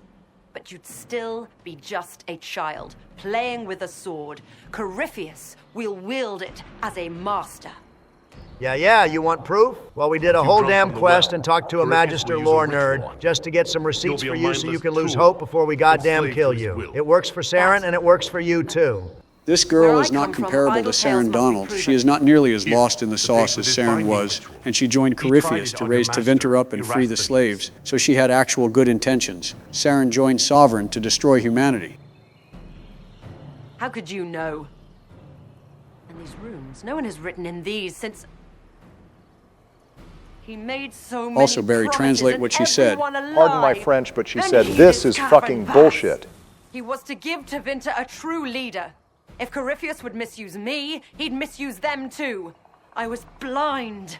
Also, let's see the reason she really did this instead of just assuming her intentions. This might be the first time some people are hearing this. Rebuilt? To see her reborn. Slaves allowed their true potential. Corruption excised. Tevinter was the cradle of civilization. Imagine what her future could be. A crafter of wonders, standing against the savage Kunari. Yada, yada, yada. And next you're going to promise lower taxes and take care of veterans. We've heard these campaign speeches before. She is even trying to distract us with a bigger enemy with the Kunari. Just go ahead and give her the curb. All right, well, I thought it was a valid take, and I am going to let her go. I wish this had more of an impact when we visit Minrathous next game, but we all know that our choices only matter for Inquisition's world state. Listen, if any power can challenge him, it lies in the well. Perhaps its price is too high. But if you can take it, humble him. Vitae Benefaria, Inquisitor. Do not follow us. Vitae Benefaria means good life, or basically live long and prosper. This is absolutely not the outcome I want, but hey, maybe the Bucktooth Magister will die to the Blighted One, and then we can still end up with 2 Magisters dead in one day. Also, how the hell did we get here the same time as Avalas? We literally had to fight shit, and he got a head start. Leave him alone, Donald. There is a lot of stairs to the well, and Bro is a few thousand years old and just woke up from a nap. He is doing his best. Jesus, no wonder you like elves so damn much. All they do is sleep and be old. They are basically you. But sadly, you were given a position of power.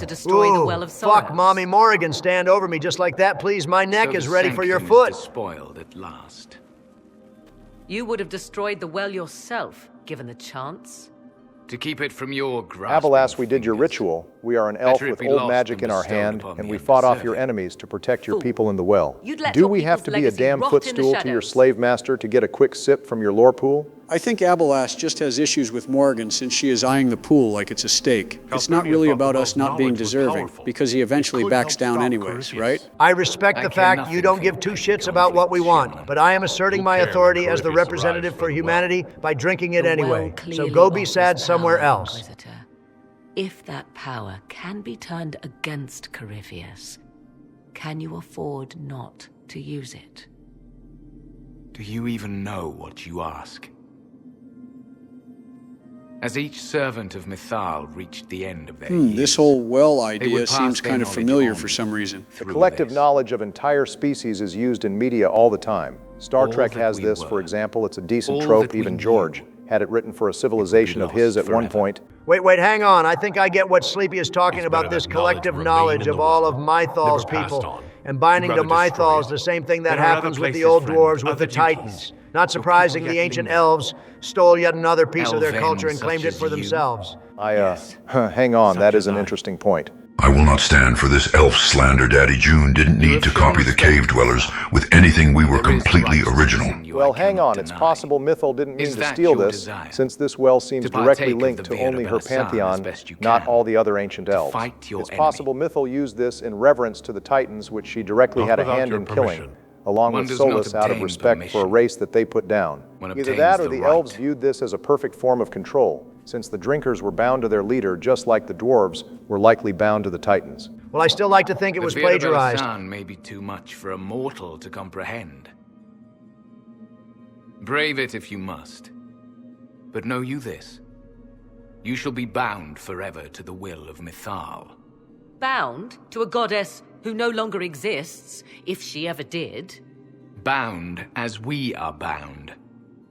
The choice is yours. Also, being bound to Mythal for all eternity doesn't sound so bad, but it's not the type of bounding I would prefer. Anything is possible. Elven legend states that Mythal was tricked by Fen-Harel and banished to the Beyond.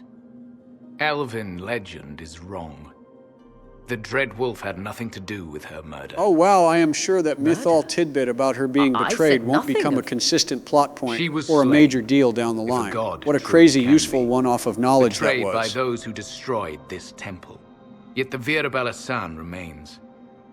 As do we. That is something. Damn, Abelas would have been a great companion choice for a later game if it wasn't possible that he had to die here if we didn't complete the ritual. As it is, bro just has so much missed potential being bound to this one temple and never to be seen from again. I don't know the way he was looking at the egg. The fate of this guy, if we spared him, was he probably joins up with the Egg's army once he gets the Mythal buff. The egg is the side that can claim Mythal's will after all and restore the old elven empire. Would it hurt to try? It very well may, Shemlin. Yes. It may be that only Uthenera awaits us. The blissful sleep of eternity, never to awaken, if fate is kind. Thank you for this gift, Abelas. Do not thank me yet, Shemlin.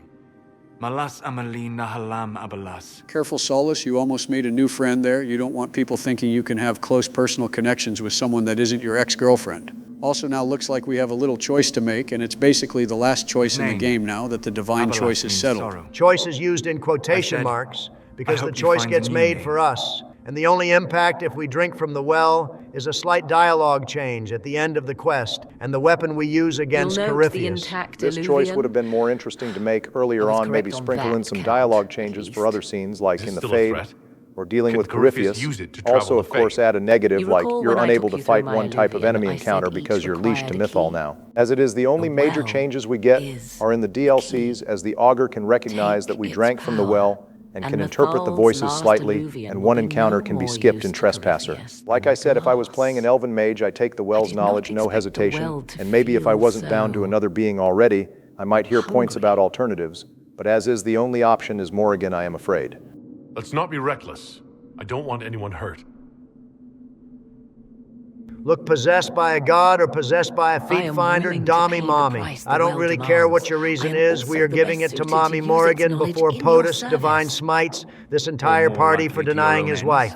Quick What do you counterpoint. know of POTUS my would probably ends, not want elf? his wife bound to You are a Mythal, glutton especially drooling at the considering sight of he a spent an feast. entire You episode cannot in be trusted. Origins trying to kill and free Morrigan from who we know is Mythal.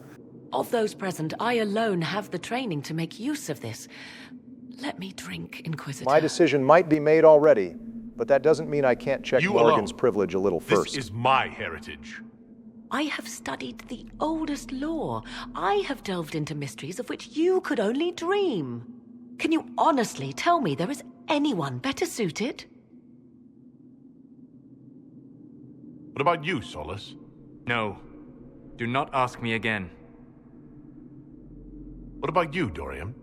A human from Tevinter scoops up the last bits of elven knowledge? I know why you ask. The fake Magister just self-admitted he is not that guy, but he is confident and proud of everything else. We should be more worried about this than we are. The egg I get, he wants to be a dirty rat and betray Mythal later, and he can't do that if he is bound to her, but Dorian's reason really feels a bit pulled out of his ass. Sort of like why Fox can't activate the Purifier in Fallout 3 without broken steel, enabled because it's our destiny. I was half tempted Who to can say suggest otherwise? myself, but my veins tightened up do not at just fear the it, thought of even suggesting so. it, so let's give the Slave Master's Are you lore sure pool you to the want this, Shemlin Morrigan? and let her knowledge and power fall to don't know humans what once will again. So let it We be. do not. Look, let's just and yet make a it must be decision done. now before Morrigan repeats I the am same ready. dialogue a 10th time, or Obama begins sacrificing us at the altar of his new god because he bound himself to Thoughts? Mythal's high school rival. I'm hurt I wasn't offered a spot at drinking the lore Kool-Aid, by the way. I'm also a mage squad mate, you know. Trust me, bro. Unless you want to call Mythal mommy for all eternity, you don't want to deal with the hassle. You think I enjoy always calling June Daddy. This is one of those rare moments Enough they have us ask the deliberation. companions what Give they me think your is right decision. in the moment. I think the last time we got that was the Anders decision in Dragon Age 2. Also, we do have one final unique war Looking table at it, perk dialogue. listening to it. That's not just knowledge from the ancient elven priests. It's their will. How would you know such a thing? That's what Abelos was telling us. The collective will of the priests puts anyone who drinks under a compulsion, a gas. Can't you feel it? The Inquisitor seems really proud of himself for That figuring would that match out. the He might legend, have me but and it does Donald's not facial tell and us hair what the features, gas but he entails. definitely got your lore love, Barry. I would Quick still note use about the the well, approval shifts but you are with this right. decision. be Cassandra and Bull are cautious. pragmatists and approve of us drinking the well since we can use it militarily. It's yours. Dorian and Blackwall's approval shifts if they are romanced with us or not. Dorian and Blackwall both don't want their lover to drink from the well and change, but don't care otherwise. And Vivienne is the only great disapproval here, because you are giving magical knowledge to her biggest rival. Solas confusingly in the game says to not let Morrigan drink from the well, but ends up approving if you let her and disapproving if you drink. Apparently there was a cutscene where Solas would renegade interrupt you drinking from the well before you went ahead and did it, and you would have to talk him down, but it was cut for an unknown reason. God, I have never wanted to be a pool of water more in my life, boys. Morrigan? Are you all right? Elasin Salah. Visan Allah. Barry, translate one more time for me. I am intact. She said, "They speak to me There is now much to from sift across the through. ages. All that they But knew, now we I can- know." Basically proving she unlocked Duolingo for Elven. Thank God they left the puzzle door open. I was not about to lower myself to walking on tiles that the farm tools once. Oh no, you better not dare. Oh, we fucking dared, bitch. Bet your disgusting chubby mage body can't reach us before we teleport away to find the perfect angle to smite your ass. Oh, you and the egg think you're being cute by working together? Well, after I bash my face into your Inquisitor and make Joe's meat puppet body dance for my amusement, I will make an omelet out of the egg while you watch in horror of your last ally being flayed by my godly hands. We'll talk about whatever the hell you mean by that when we meet back in 30 minutes from now. All right, there's no way logically that you could cram into one mirror that quick. Wait, why didn't I just use my lasers to snipe them when I had the... Ow, my eye! Wait, why didn't he use lasers to attack us? Knowing him, it's part of his plan to be more dramatic with our encounter for later. And now we have to reconvene back to plan our final battle against Corypheus, and to figure out what the hell Morrigan just drank. Wait, hang on. I am confused. Unsurprising. Bite me, Donald. But hear me out. We got back instantly because we used Illuvians to basically teleport. But how the hell did Cullen and Josie make it back already? Did they use horses, or did we do a time skip again? We did a time skip. That's what I have to assume happens multiple times after the main quest, especially since we know we have been here about a year by this point, since it's canonically 1 year from the Conclave to Corypheus' death. So like Corypheus basically lost everyone in his dumb army now trying to get at the elf lore soup, and now he only has himself and his dumb dragon left? He does still have leftover agents, considering the Inquisition spends the next year taking out stragglers in small-scale fights. However, this act of desperation wasn't supposed to be Corypheus' final plan. At one stage of the game's development, there was to be a sequence after the Elven Temple in which Corypheus would attack Skyhold directly with his army and dragon, possibly resulting in the deaths of a few agents and even a companion. These events would have played out differently depending on which upgrades had been selected, so it seems like it played out similar to the Vigil's Keep fight, and there would have been quest chains to unlock improvements for Skyhold. After the battle and the losses, then the scene we know would play out. The sequence was ultimately cut due to its high complexity, and the associated upgrades became purely cosmetic or were otherwise removed. He doubtless did so out of pride to emulate the gods of old. That pride can be exploited. Kill the dragon, and his ability to leap into other bodies is Oh fuck yes, Mommy Morrigan. I love it when you talk dirty. Let's kill that godless bastard and pick him apart wing by wing. I'm glad they explained that body hopping thing isn't like a stand with a certain range to it or anything. I did really think it's possible to beat the range if you get an archdemon alone. Why kill him when we can just beat his ass so hard that he realizes the only way out is surrendering and giving up this dumb plan at taking over my house or my reality, whatever communist Tevinter crap he wanted? In his power, the well whispers it to me now. Your help will be required. Well, before we deal with Corypheus, we have to do one more round with a few companions and all 3 of our advisors, and of course follow up on Morrigan's new powers and learn what it really means to be bound to Mythal. I think this episode might take the cake for total number of conversations we have had in one take, because our last bit of gameplay was 14 minutes ago, and it doesn't look like we have any intention of slowing down. Yeah, this should just narrowly beat episode 5 when you talk to everyone after first arriving at Skyhold. Also, good choice talking to the merchant princess first, Obama. Sounds more dangerous than anything I've done so far. And there is the wits that reassures us.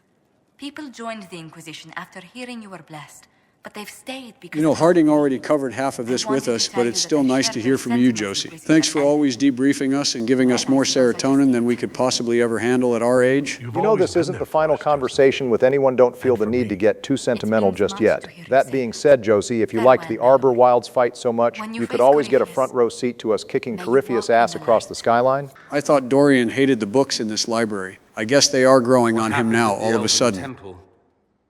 It's got me thinking. I should go back, shouldn't I? To Tevinter.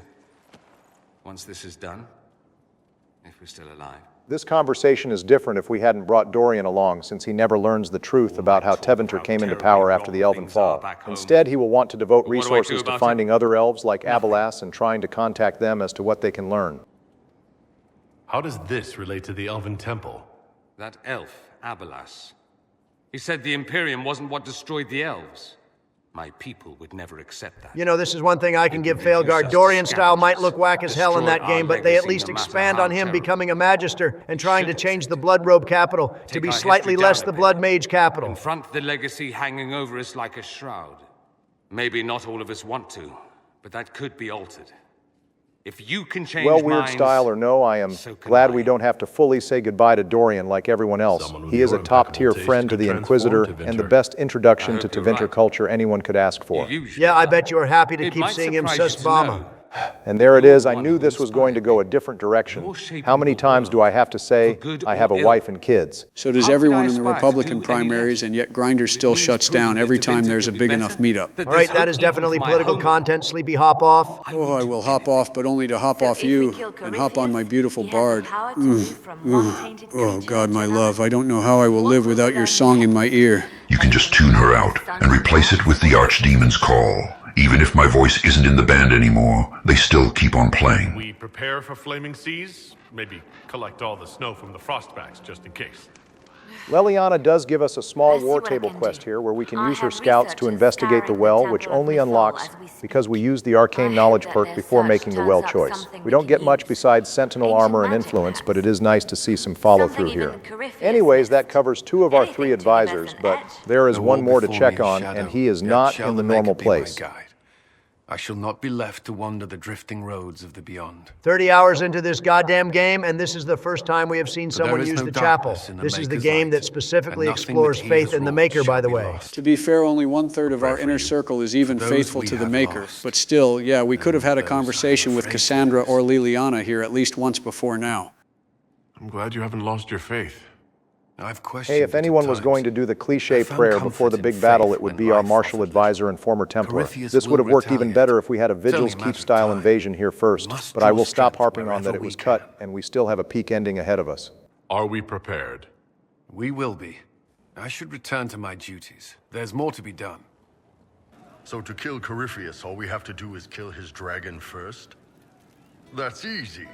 We're good at killing shit. Hell yes, my boy. Now that is a real warrior main. You know, I don't think we even needed to tell Bull that killing his dragon harms Corypheus. We could have just told him to fight the thing and he would have done it. Waiting for the chance to pay that bastard back.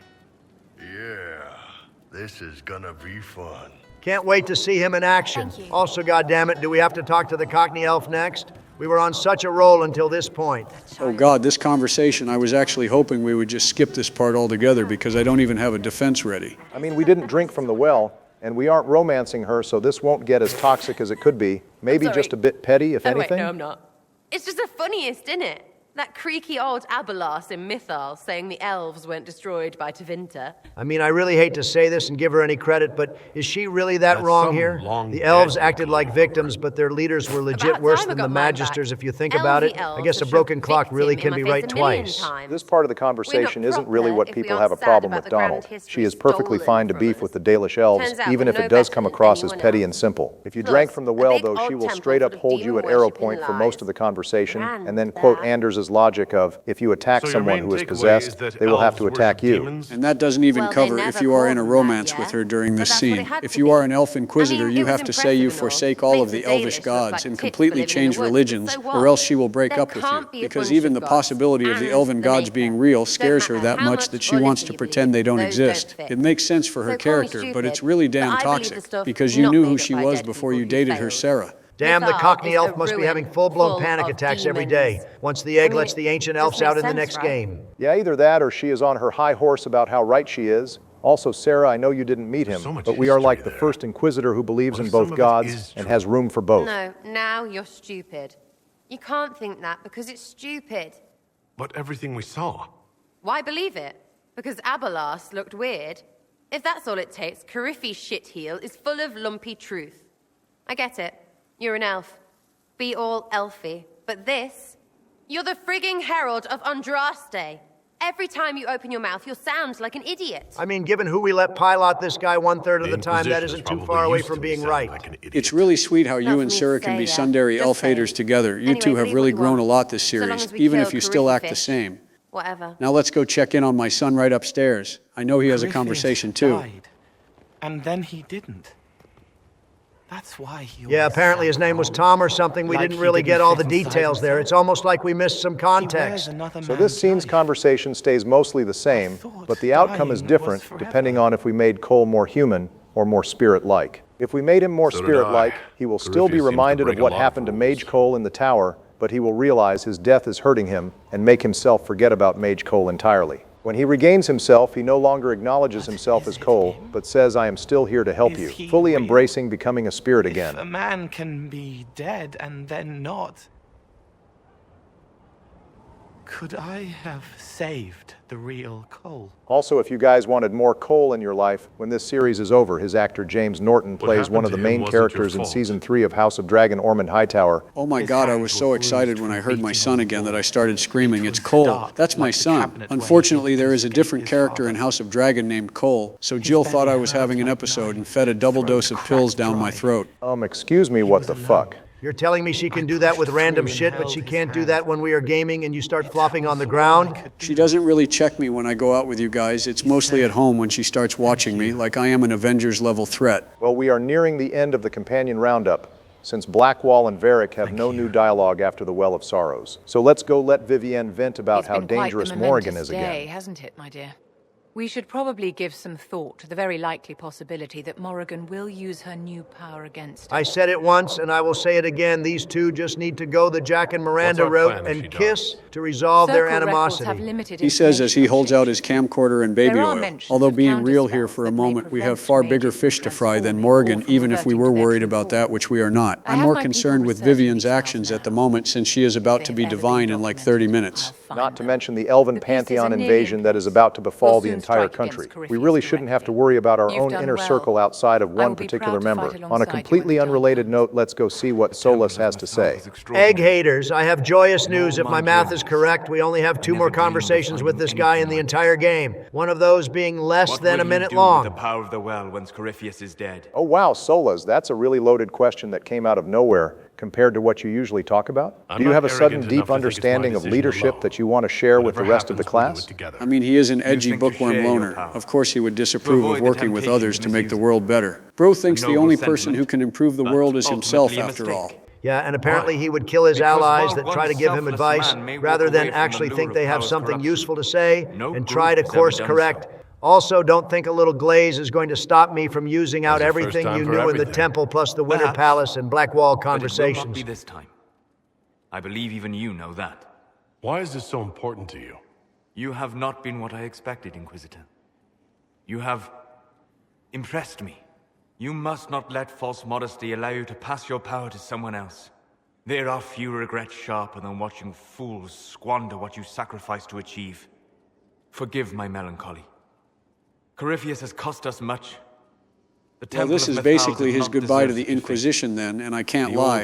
It's a little underwhelming. If only there was some way to get more out of him than just a little bit of advice and glaze. You say that like you have a specific idea in mind, Joe. Have you been planning something off screen when we weren't looking? That I have buried, that I have. Thanks to the power of my stand, I can access one of our editor's saves where he romanced Solus, and we can see a real dramatic scene up close and personal. Oh God, our editor's an egg romancer. I feel completely uncomfortable having him work on any piece of content I create now. Does that mean you'll also log out of his DoorDash account out of protest? Whoa, now let's not get crazy. There's outrage, but good trade deals are still better for the soul. So for those of you who might recognize this area, it's in a cave by Crestwood, where you fight and kill a wyvern for a side quest. We showed it off towards the end of episode 5 for reference.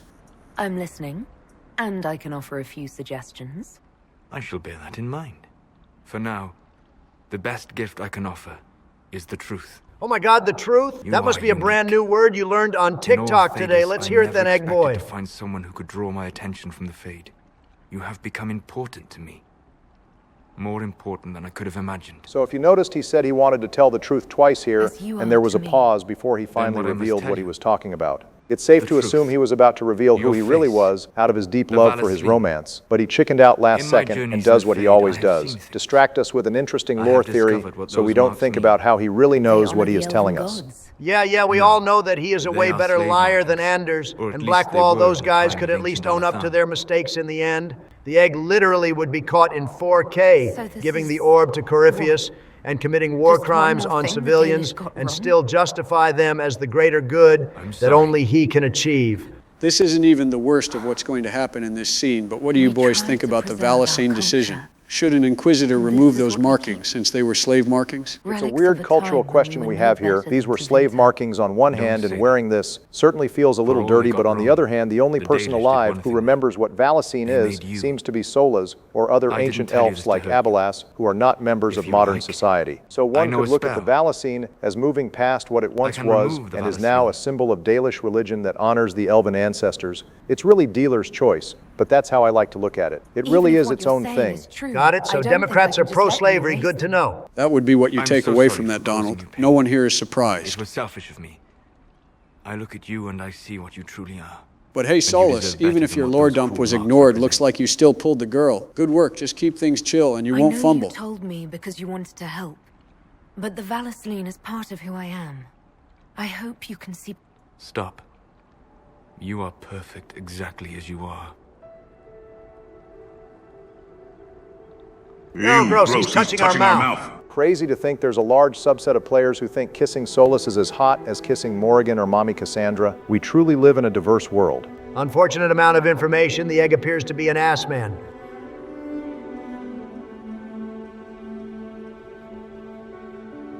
And I am sorry.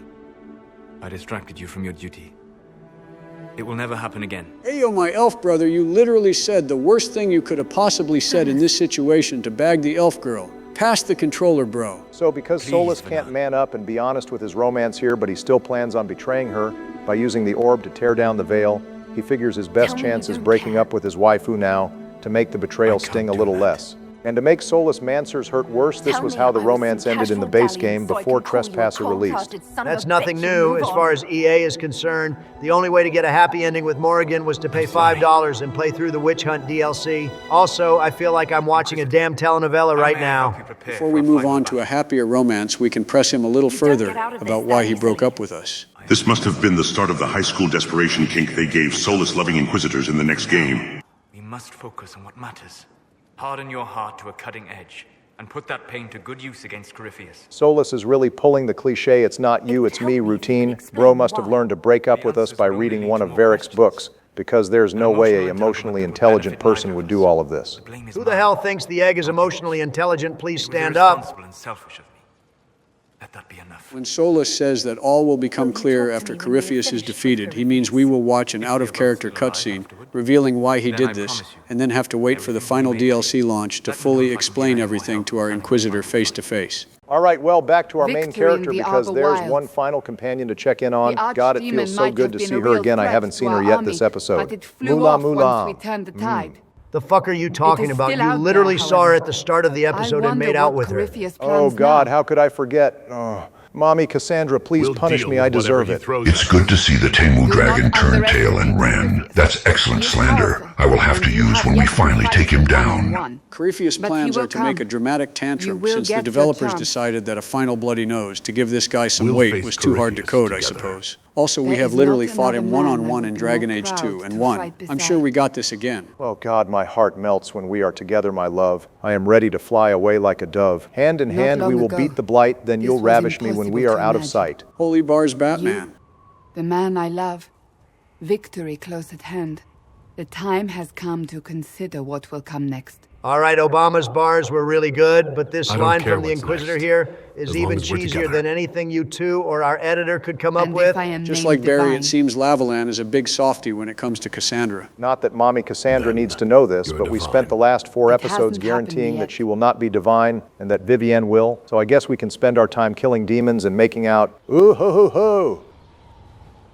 No more delay. It's time we go debrief with Mommy Morrigan and learn whatever her lore soup told us. Of course, Liliana would be the one to investigate Morrigan going missing. She might publicly dislike her, but she built up a little soft spot over the year for POTUS's wife. Chasing Kieran? She said he activated the mirror somehow, and then she ran into it. I've never seen Morrigan like that. You must go after her.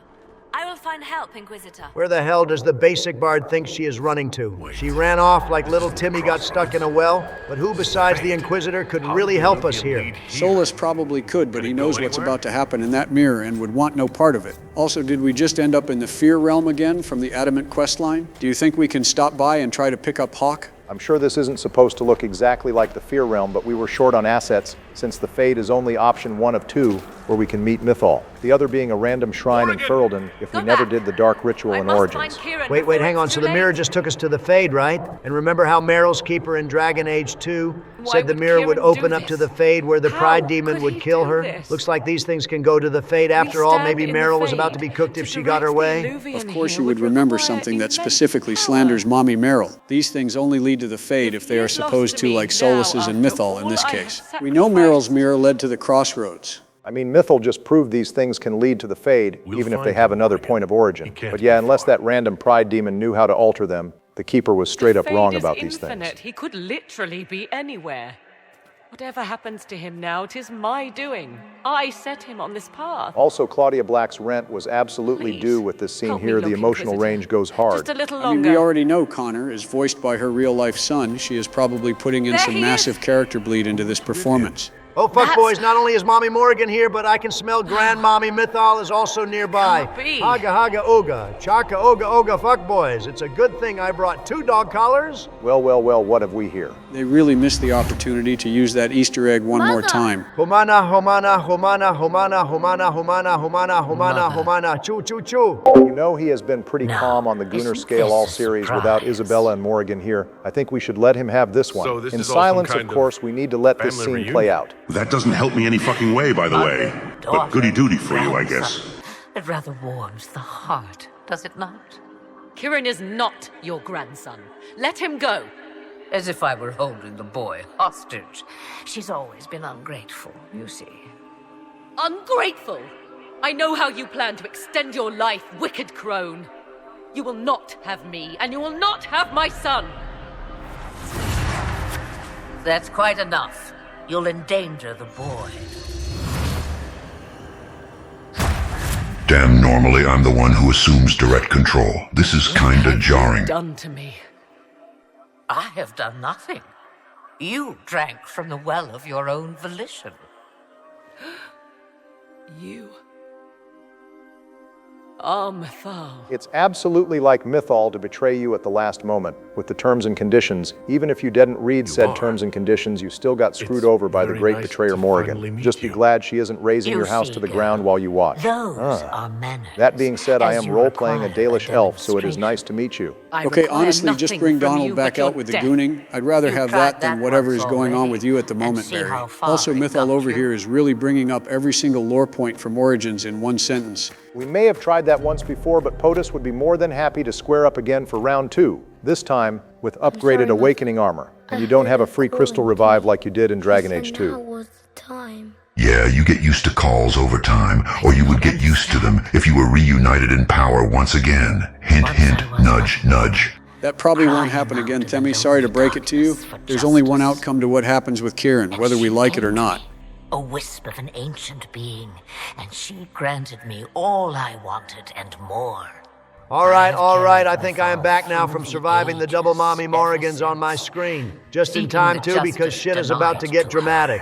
Yeah, we know the other elves murdered you, and so you body-hopped to Flemeth like you're Jean Grey. I sure wish the Titans and all the elves you enslaved had the same opportunity you did, but hey, what do I really know? All right, Barry, we get it. Also, we all know that Flemeth is voiced by Captain Janeway from Star Trek, but I think I figured out where she got the specific inspiration for her Flemeth voice. In Season 5, Episode 12, Janeway plays a holodeck character called Queen Arachnia, and I swear to God she sounds exactly like Flemeth. Sleepy, that was like the nerdiest sentence I have ever fucking heard in my life. No one cares. Some people care, I am sure, Donald. Also, everyone get comfortable because we have 2 unique dialogue chains to get through both the history perk and the fact we are an elf. And as always on this channel, we are going to show everything. As for me, I have had many names. But you? Damn the amount of race-specific dialogue we get this episode. You would really think an elf is the correct race to play for this game in general. Human nobility stands on top, but the tree huggers are probably the second best for how much elf shit they threw in at the end of the game in Trespasser. Clearly the writers for this quest and Trespasser are goddamn elf and mage apologists. You know so much. You know not what you ask, child. So was that vengeance killing the old archdemons and gathering their souls for herself by any chance? Because something tells me she specifically interferes in historical events when there is a blight, and that's why she saved POTUS and sent Morrigan with us to boot. I mean, probably. First off, she doesn't want the world covered in blight, like how the elven gods ruled over Thedas in 2. The more archdemons she helps kill, the more of the elven gods that die, which earns her vengeance points. I imagine most of what she did was to help kill the archdemons. Even helping save Merrick and Loghain during the Ferelden occupation, and warning Merrick not to trust Loghain can be seen as a way to guarantee the Wardens could return back to Ferelden and defeat the 5th Blight. And I will see her avenged! Alas, so long as the music plays, we dance. You know, this is probably a nice rumination about her story to some players, but Mommy Morrigan literally summarized this entire story we are getting now in Origins, and that was like only under 2 years ago. Donald, I think only you remember that summary. I will be totally honest. The only part of this I remember is her elven name. Then a spirit came to offer you vengeance. Mythal, that's what you spoke of. One day someone will summarize the terrible events of your life so quickly. But yes, I was that woman. Someone will summarize our story that succinctly, and it will be the myth and the legend, Varric Tethras and Dragon Age Keep. Honestly, not a crazy idea for a video once Inquisition ends. Get just a little bit more ad revenue out of this series. Is needed. Oh, I think the McFucknot, you peace-loving witch hippie. I will not let the concentrated beauty and power of Daddy June be tossed around back and forth by the next witch who wants a piece of me. That power is mine by birthright. No, I will not allow it. He carries a piece of what once was, snatched from the jaws of darkness. You know this. He is not your pawn, Mother. I will not It's an absolutely crazy end to Morrigan's character arc, that she went from a pretty selfish person who believed love is a weakness that is useless to openly displaying weakness and selflessness if it meant protecting someone she loved from the same fate she was at risk of. Yeah, even Flemeth is pretty surprised at how Morrigan is acting here, and she's the damn one who raised her. Her life by possessing the bodies of her daughters, Inquisitor. That was the fate she intended for me. I thwarted her, and now she intends to have Kieran instead. So, did Flemeth know that the Inquisition or Morrigan would drink from the Well of Sorrows, or was this just the biggest damn coincidence since Hawk needing saving in Dragon Age 2? I am not about to give Mythal credit for all that. She gets enough glaze from her support. She just got super lucky with this pull, and it worked out in her favor. Also, obviously, if we try to attack her here, Morrigan will just stop us, since she is Mythal's puppet at the moment. So this is kind of the myth of consensual trade right now. Sure, Flemeth might agree to a deal and Morrigan might, but isn't there a certain living god that you forgot to ask at the moment, Flemeth, that has a horse in this race? Brother Flemeth is not bringing POTUS in this discussion. If he was here, she is not making it out alive, especially not by holding his wife hostage. Until now. 'Twas the well. Always grasping beyond your reach. Despite all that I taught you. Me and him are already on the same wavelength. We need to bargain immediately for a better trade deal. And so much better behaved than his mother was at his age. Kieran,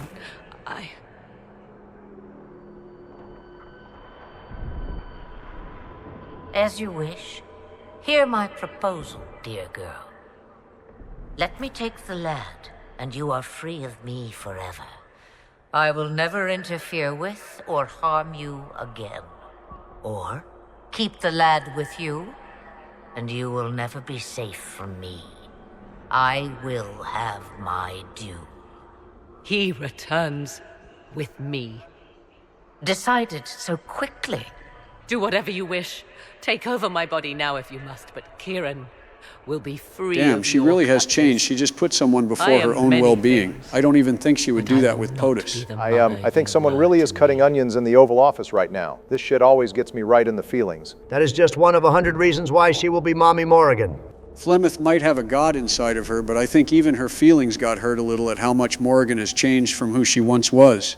Bro, she is stealing your very being right now, and not in the pleasurable way. God damn it, I've been reduced to a shiny blue wisp that gets sucked like a straw. This is truly a fate worse than death. So wait, all of this was just some kind of test? Like she just pulled the most elaborate prank in all of BioWare's history? I think she just wanted to confirm that Morrigan had changed and is prepared for what is to come. That, and she wasn't willing to make Kieran a host body without her permission, which she confirmed she isn't interested in. You were never in danger from me. Listen to the voices. They will teach you. As I never did. Wait! Does anyone wonder what Mommy Morrigan even wanted to say if Flemeth actually stopped and listened? Probably just wanted her to elaborate on what she meant by a soul isn't forced on the living. Morrigan was so pressed about Flemeth possessing her for years that the fact she is just walking away with everyone unharmed is pretty jarring. I feel goddamn lonely too, kid. Now we both don't get the infinite power we always wanted. Well, so long, Kieran, you could have been an absolutely peak main character or squad mate in the next game. but BioWare decided exporting choices is just too hard, so you kind of just stop existing from the franchise. Shit, we really are about to say goodbye to a lot of essential companions pretty soon, aren't we? At least Morrigan got this whole episode to pop off as a good send-off. Mommy Morrigan is eternal. She will never truly leave the series sleepy. Probably the only thing they really did right in Veilguard, even if her Flemeth design doesn't hit as hard. You're right on the money with that, although as time goes on it feels more like a corporate mandated appearance, like Varric, and less that she actually fits into the role she is given. Not talking about her appearance here, by the way.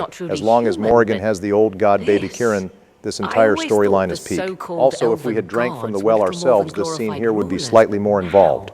We would have to head to a shrine in Ferelden and fight a high dragon to half health and subdue it, so that we can summon it to fight the Red Lyrian dragon. As is, Morrigan just has to meditate a little, and she will unlock a high dragon form herself to match the dragon as well, as showing she is now on par with her mother from Origins at least. As for Flemeth, well, I guess she just flew away to go meditate in the Trespasser crossroads and wait for her ex to hit her up, once he reclaims the orb from a certain ancient magister. Are you really about to ask what an old god's soul is, Nerd Bomber, when you have a damn old god's soul right in front of you? I know I might be blinding, but you would think y'all would ask me first before Morrigan. But why did you... I told you at the temple, the magic of old must be preserved, no matter how feared. Oh no, Kieran doesn't have a god soul anymore?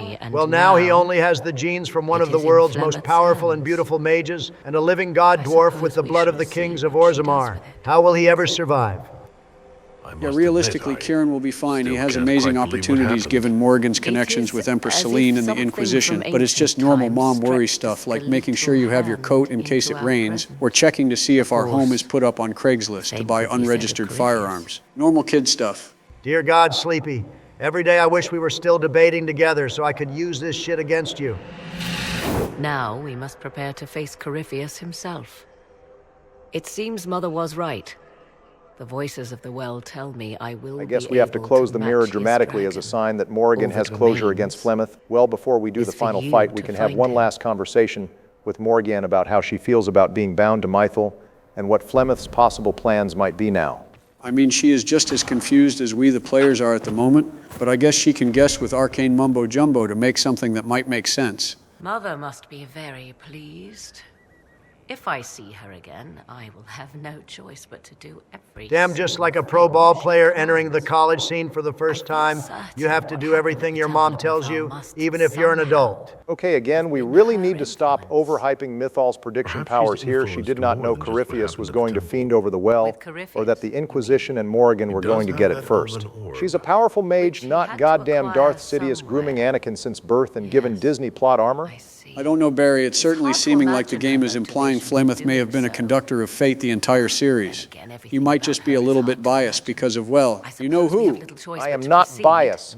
Jesus, Nerdbama, maybe just switch to decaf next time. Anyways, I'm with Nerdbama here, simply because the assumptions we are making with Morrigan shine the egg in better light, like everything in this game, and Next isn't his fault. The real threat here is the egg, not the Dragon Tree Lady. I guess like a bunch of solo queue players, we all found our own path to the same outcome. Also, I'm brought back to my Origins yap, where even though Flemeth didn't expect Morrigan to drink from the well, she was building up Morrigan to carry the torch of Mythal from Origins, which is why she raised her in a harsh environment with respect for the old magics.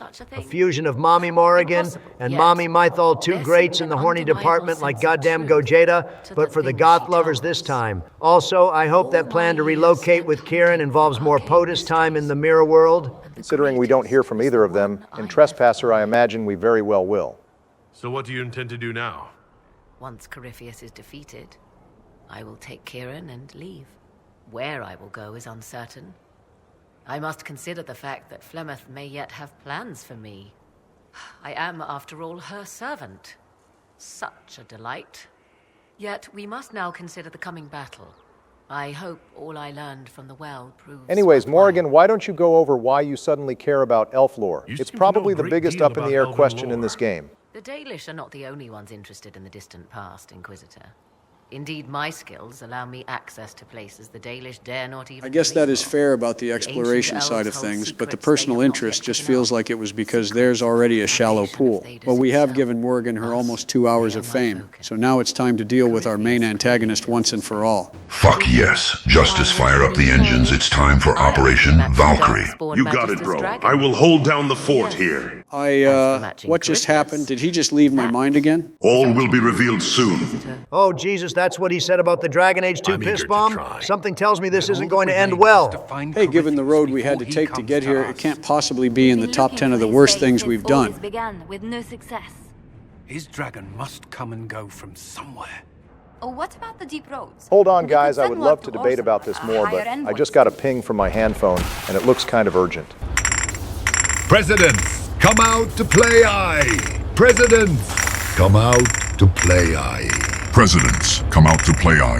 God damn it, Dragon, this isn't a duet. It only works when one person does it. You two really need to start agreeing on your plan of attack.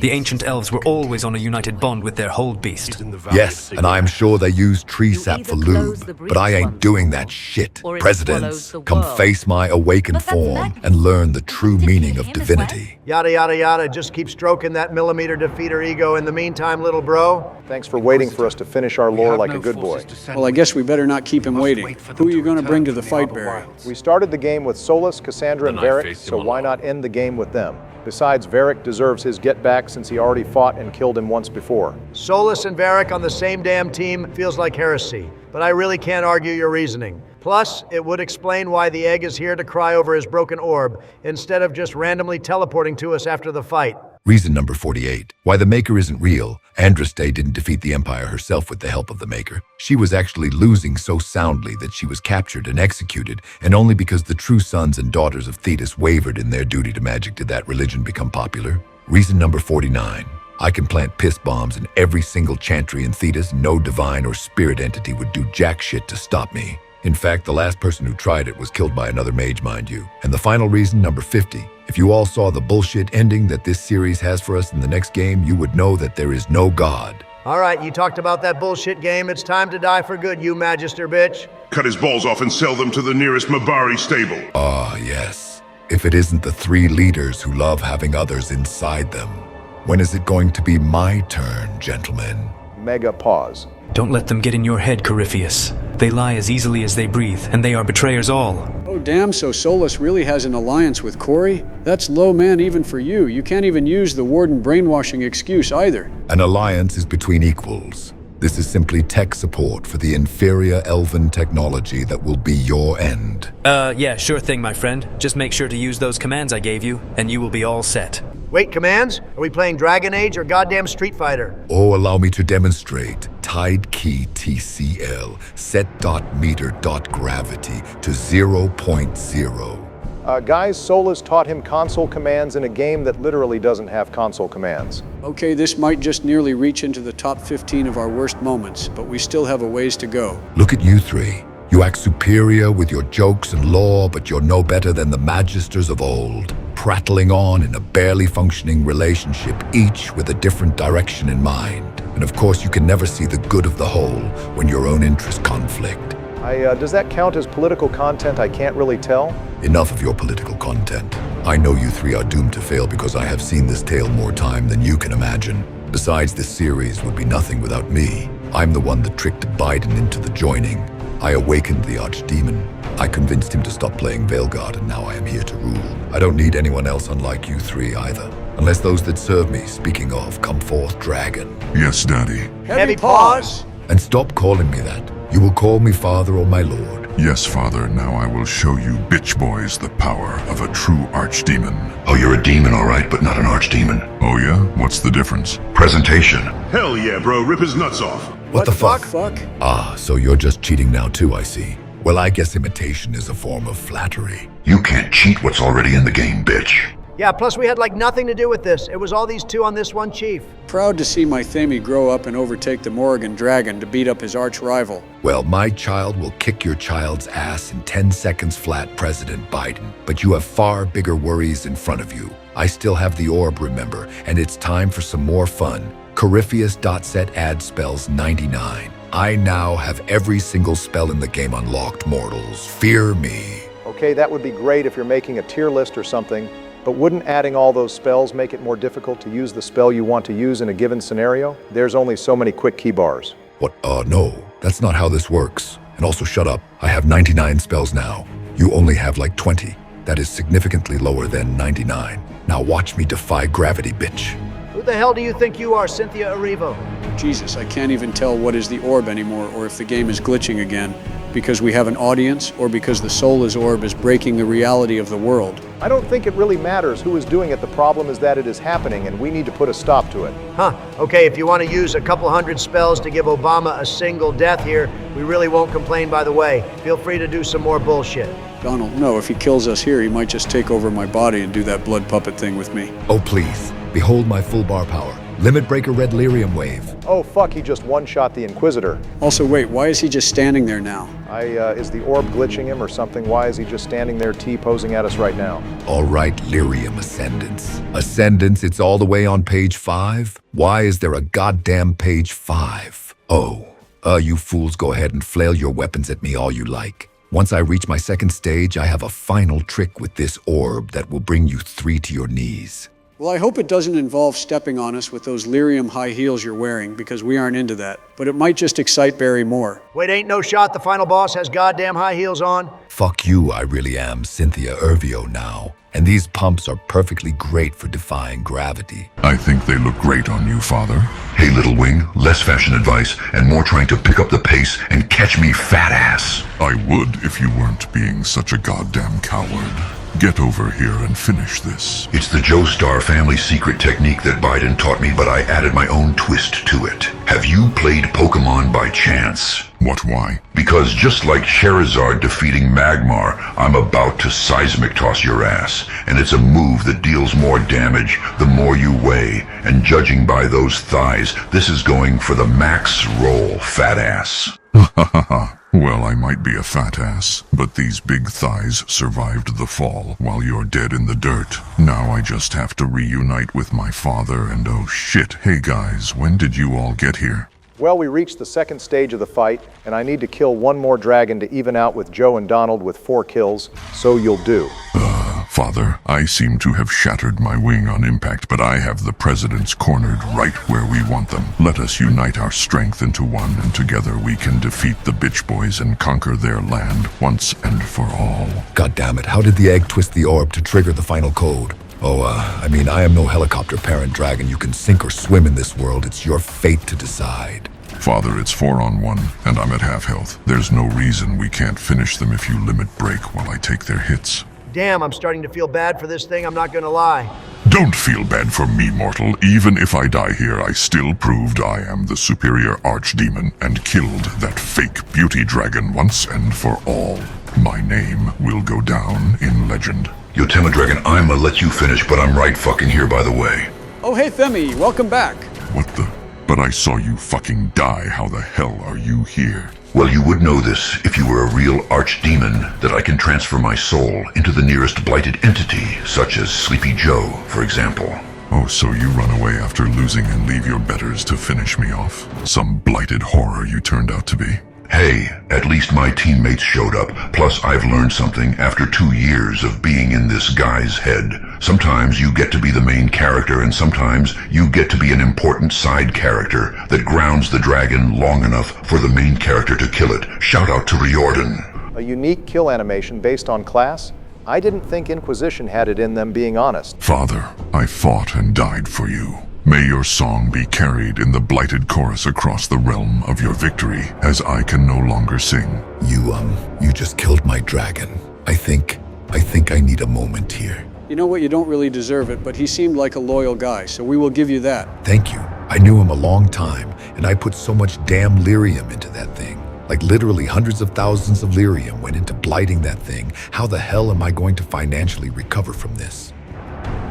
I'm gonna kill him! Barry, I don't even care about the death competition anymore. Just put this bastard down. Aha! I got it. Foolish presidents, you might have survived breaking gravity and the limit breaker, but get ready for my ultimate technique, red lyrium expansion. You only have about 10 seconds before crystals flood your screen, dealing thousands of damage a second. Yeah, keep the change. Velocity over distance, accounting for no clipping. The drones won't seem harmless. Maximize height to improve velocity, accounting for static. The drones won't seem harmless. Oh, fuck my eye. Wait, no, I can't be in a cutscene right now. I am infinite. I am eternal. I am Corypheus. Yeah, you're just another blood mage, and it's time to die. It's been a nice challenge, and we came together from it, but time for you to go out to the places you will be from. You think this is a victory of easy money? Go ahead, finish me off. I won't cry and beg forgiveness from you or anyone. And you know why. I am infinite, a true synthetic entity that is immortal in game and in your world. I may be defeated now, but one day I will return and there will be a reckoning. Maybe a week from now, or 10 years, or even 100, but I will return. Hey, Cory, are you a fan of Gooseworks? What the fuck is that?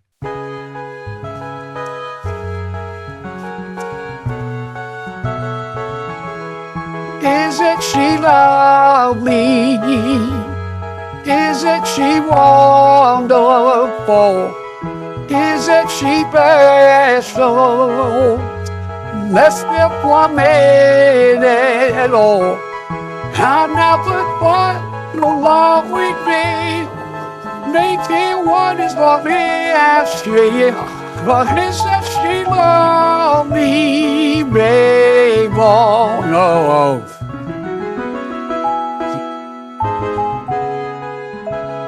All right, Sleepy, the song was not your worst showing, but this blighted dick does not deserve a whole clip show. Enjoy the fade, you self-righteous prick, and say it with me, boys. Boom, easy money. Aw, shit, he was kind of keeping us floating with that damn gravity orb magic, wasn't he? You know it's a good thing we are the Inquisitor who saved the Veil, or that might have actually hurt us. I don't even know how high up we were, but it is amazing that no one was injured or killed by the collapse. Even our companions off to the side are just fine, and didn't get any residual blast. Yeah, not even the egg got cracked, which means the events of Trespasser are sadly unaltered. So what even was Solash's plan here? Did he just hope that he could smuggle the orb in his pants and walk off a week later to break the Veil? Because that's not only devious, it sounds downright stupid. I think ideally he was hoping he could earn the Inquisitor's trust so that we would give him the orb to study and then probably sneak off and start his ritual, which admittedly is still pretty optimistic because him sneaking off from Skyhold after getting the orb would be far easier to track than him leaving in a random part of the Frostback Mountains. I mean, we were able to track Blackwall when he left out of nowhere too. Go ahead and get that reveal off your chest, Egg Boy. You know you want to. No matter what comes. I want you to Hey, know Solus, we would rather have our whole squad here celebrating our massive win instead of your respect, just so you know. We also accept gift baskets, especially ones that have some sweet treats in them. Oh, Mommy Cassandra, I'm on my way, my love.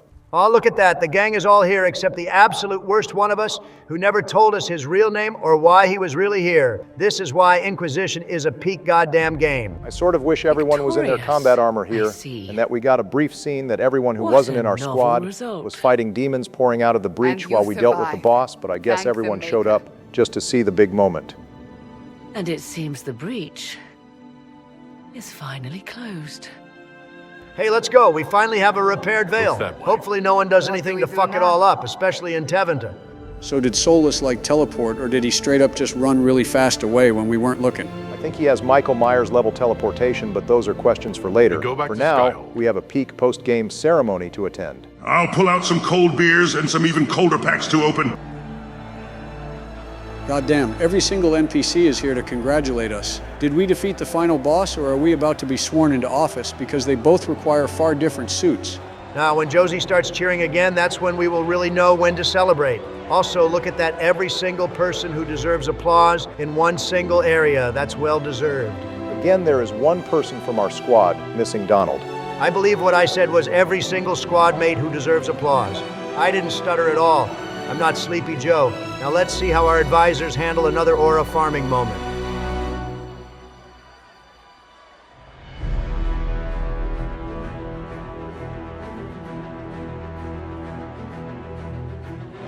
Cullen going in for the firm handshake like he is our long-lost uncle at a family reunion. Look at our waifu staring at us longingly. I could stare at those eyes for hours. The Inquisitor is a damn lucky man.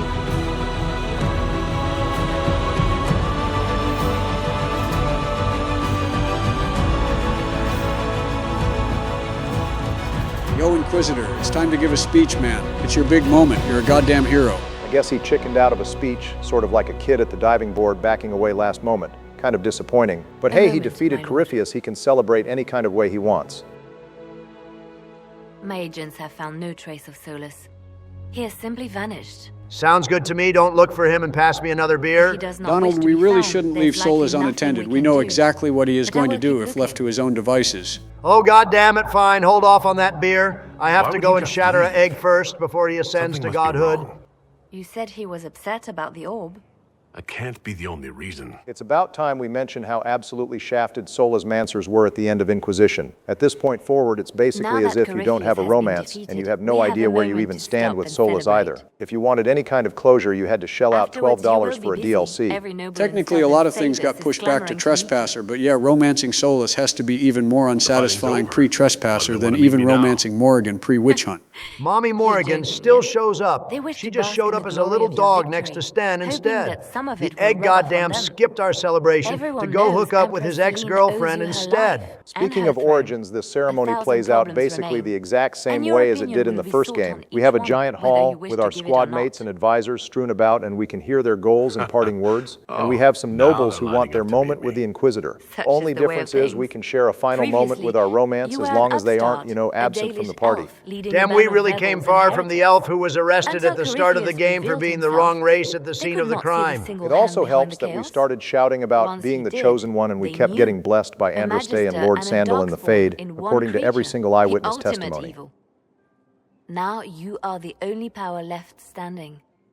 Enjoy the evening while you can, Inquisitor. Well, it's time to go give our temporary goodbyes to the squad before our actual goodbyes in Trespasser. First up is Cullen, who of course is just hanging around the corner instead of enjoying himself. I can scarcely believe it. The Conclave, Haven. It seems so long ago. You should hear the stories they're telling in the barracks. The duties of a Templar is never done, even a former one off the Bright Blue Dream Pack like Cullen and myself. Who knows, a mage might fly out in the next door that needs smiting. Mages do tend to attack parties and kill the leaders. That is a legit concern. Although attacking this specific party with the entire inner circle here is something I don't even think the ancient elves would want to try.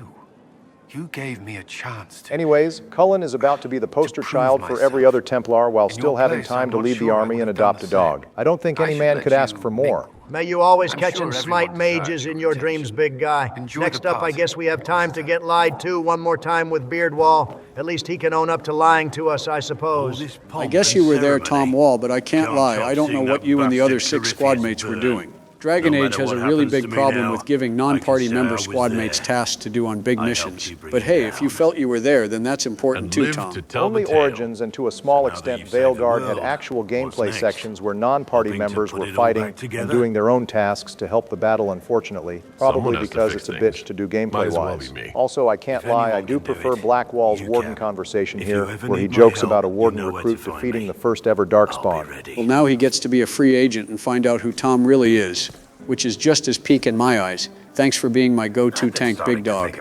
All right, next up we have a man we have said goodbye to once before, and we will do 2 more times our base Broveric. Inquisitor Llewellyn story. It's a working title. We actually get to listen to parts of the book. All this shit is weird in the credits of Trespasser, narrated by our mommy Cassandra. I still haven't decided if I should do this book. As if anyone will believe this story if I tell it. Not to mention, I'll have my hands full with reconstruction and relief efforts in the free marches as soon as I get back. It's good that you want to help people, Varric. It's what Jobadon Hawk would have wanted to see, and it's why he became the Viscount. Now it's your turn to help his people as his best buddy. Are you finally over the whole Hawk thing, Joe? I am getting into the final stages of grief. I can admit that. Hawk went out fighting, not dying of old age. If anything, that is how Varric would have wanted him to go. It does make for a better story, even if the story is sad. Well, I will take that as progress, and we can see how well Varric is helping Kirkwall in the time skip of Trespasser. Next up, let's go see how our resident Berserker is celebrating. So, demons, dragons, giant asshole Vint on a big magic rock. You don't let it get dull, boss. good stuff. I'm glad Bull is happy just to be killing shit because I feel like I have to hear from these two about how bad the enemy diversity is in this goddamn game. Killing demons, dragons, and Corypheus was peak no matter how you slice it. It's peak until you realize Corypheus just plays out like an empowered despair demon, Donald. Also, I wish we could talk to Krem, or anyone from the Chargers here too, since we saved them. I feel like they are an important part of Bull's story. I can't remember off the top of my head, but it doesn't sound like Bull's dialogue here changes much depending on the choice we made in his companion quest. He will stay regardless because either his orders are still to report on the Inquisition's movements, or he has no orders and wants a purpose still fighting, which the Inquisition will gladly offer. Still, Bull being loyal to his men and his friend shows what an absolutely peak brother this guy really is. I guess he doesn't want to talk about his relationship, but I am sure someone else will. Here's a drink to the biggest back in the Inquisition. Amen. All right, let's go check on Cole, and his dialogue does change a little if we actually brought him, which I maybe should replace Varric for him just for that line. If we brought him, Cole will be excited that either Solas's amulet worked or that he is too human now to be bound. If we didn't do his quest, he is just not available for the final fight. But there was cut content that would have had Corypheus bind Cole and force him to attack us. I'm really glad that stayed cut content. I may have actually hung up my controller if I lost my son, in addition to everything else we lost in this series. Also, he might still be a bit too young-minded at the moment, but give him a few years and he is going to understand all the peak creature comforts of being a human. He still doesn't seem to enjoy being here all that much, rocking back and forth like the anxiety ghost he is, but him becoming more human soon might make him just slightly based. I think he is just overstimulated by all the people here that can see him. Let's just let him adapt in his own time. Because of you. Thank you for letting me stay. Next up, let's go check in on how Sarah feels about being big freaking heroes for once. Our merchant princess's seating arrangement has a little bit of irony to it, I guess. It's the least Andraste's herald deserves for making things normal again. Except for, you know, everything ever again. I mean, is this for us or for her? Or, you know, him? Because I was there, and I still don't know what's real. Also, of course, our interactions with the Cockney elf would have more roleplay options than anyone else we have interacted with so far. I mean, 5 options, goddamn. It would be even better if there was race-specific dialogue, but we do get a rare Faithful Inquisitor option, so that's the one I am going with to be consistent. Of course, the Cockney elf wouldn't even remember where she originally was for like 10 years. No wonder Sleepy likes her so much. They both live in the eternal state of confusion. I know we're supposed to be overly happy and optimistic during this section, but that's the best I could come up with. Great, thanks, Donald. This is home, if you'll have it. Well, I'm glad Sarah could offer us a little bit of levity, and hey, she even reminds me of Jill. She tries to punch anyone who makes her cry. That's some peak female representation in gaming. That's an interesting take, Joe. Hell, maybe even a bold one. I will say, regardless of how she is received, I am excited for the final roleplay opportunities that Sarah gives, especially in Trespasser, with her red jennies. Next up, let's go thank our local party promoter. Leave it be, Josie. Everything's fine. It is not.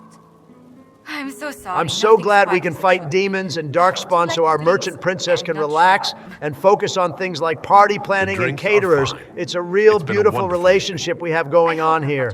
Cue that one blue-collar meme where my hands look like this so her hands can look like this. That's basically Josie's interaction with the Inquisition. I'm happy she is in her element again, just like in the Winter Palace, and can go back to some of her noble duties again now that her family can get back in the merchant business. But I wish she would stop waving that candle clipboard around right in front of us. I'm worried she is about to catch something or someone on fire with it.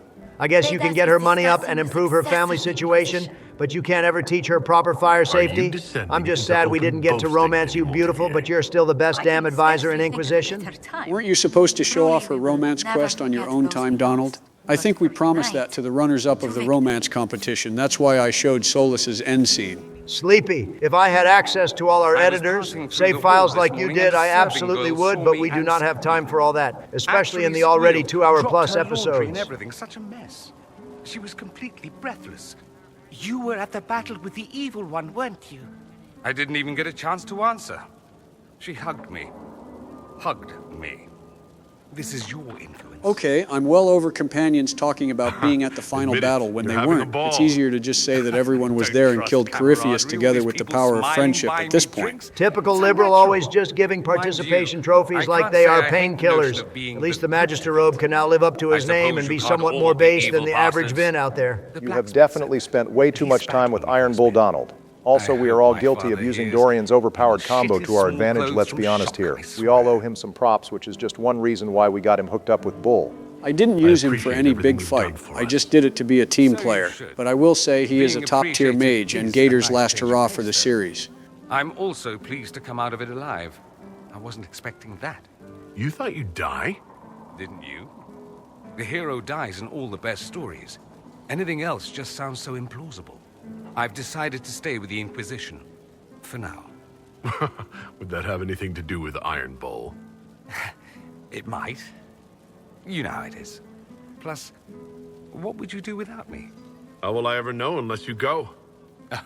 Clever. See?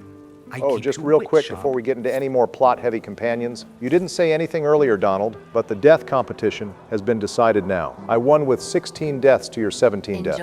Wait, what? No fucking way? I swore you died somewhere during the Corypheus fight. I thought we had a tiebreaker. Nope, no tiebreaker needed. I noticed I was just okay with it, because tying for silver is fine with me, which means Barry will be playing Trespasser next episode. Well, nah, this is fucking rigged. I don't have to stand for this. Donald, it was a good match. You played a good game. I just came slightly ahead at certain points. Good game. Shove your good game up your ass? This shit will not stand. I am going to override it if it's the last thing I do. To you, Inquisitor. I'm not surprised he talked over Liliana's goodbye, but didn't expect him to just straight up leave. He's going to miss Vivienne's divine announcement too, which was our whole reason for even coming together in the first place. So much to do, my dear. I've already contacted my tailor in Valroyaux. I have nothing at all appropriate for a divine's coronation. Of course, nothing is final until the vote, but whispers from the Grand Cathedral are confident. But that will wait. Are you enjoying the celebration? Josephine was in a frenzy. Also, you've chosen so many different answers to what we are going to do next that I feel like we have lost all meaning to that question. Say what you will about Sarah, at least she asked something different. For Vivienne, though, it seems more fitting since she's probably so excited about being divine, she only partially cares about what we have going on. I mean, every companion only got about a minute of screen time. In these goodbyes, you can only fit so much content into a minute. Thankfully, a minute is all I need in Mommy Cassandra's class. Oh, God, yes. Well, now it's just me along with the goon spikes. I wonder if this is karma for something else I've done. Oh, gee. I wonder what the hell that could possibly be, Sleepy Joe. I already know Cassandra is going to ask us the same damn question, but this time, Obama is going to simp while he answers it. You were dead. I prayed, don't take him from me, not after all we've been through. And then I saw you through the smoke. Sometimes the Maker is kind. I intend to rebuild the Seekers of Truth, to make us the order we were meant to be. That will take time. Meanwhile, I am free to remain here, with you. I think back to how we first met, and here you stand. Okay, all horniness aside, that was a really cute speech from Cassandra. I feel so cared for in the moment. Just another sign of a top-tier romance. Definitely a top-tier romance that's almost as sweet as Mommy Meryl, and it's not done yet. Since we didn't romance Solus, we get to have a proper happy moment between Cassandra and the Inquisitor, which I noticed you saved for last, Barry. Interestingly enough. What can I say? Even I have some needs, Joe. I am only human after all. And without Donald here, I will just be the one to say it. With how she is talking, I hope it's a post-credit sex scene. I think that's the best victory I could have with winning the death competition. You know, between Ellie and this, you might be the one who needs a cold shower and a muzzle. What's this about? Everything is about to change. I'm just glad our Inquisitor doesn't have to stare longingly the sky by himself. And the fact we use our room for one exact scene, I feel like that is even rarer than a happy ending in a Dragon Age game. No, it's fine.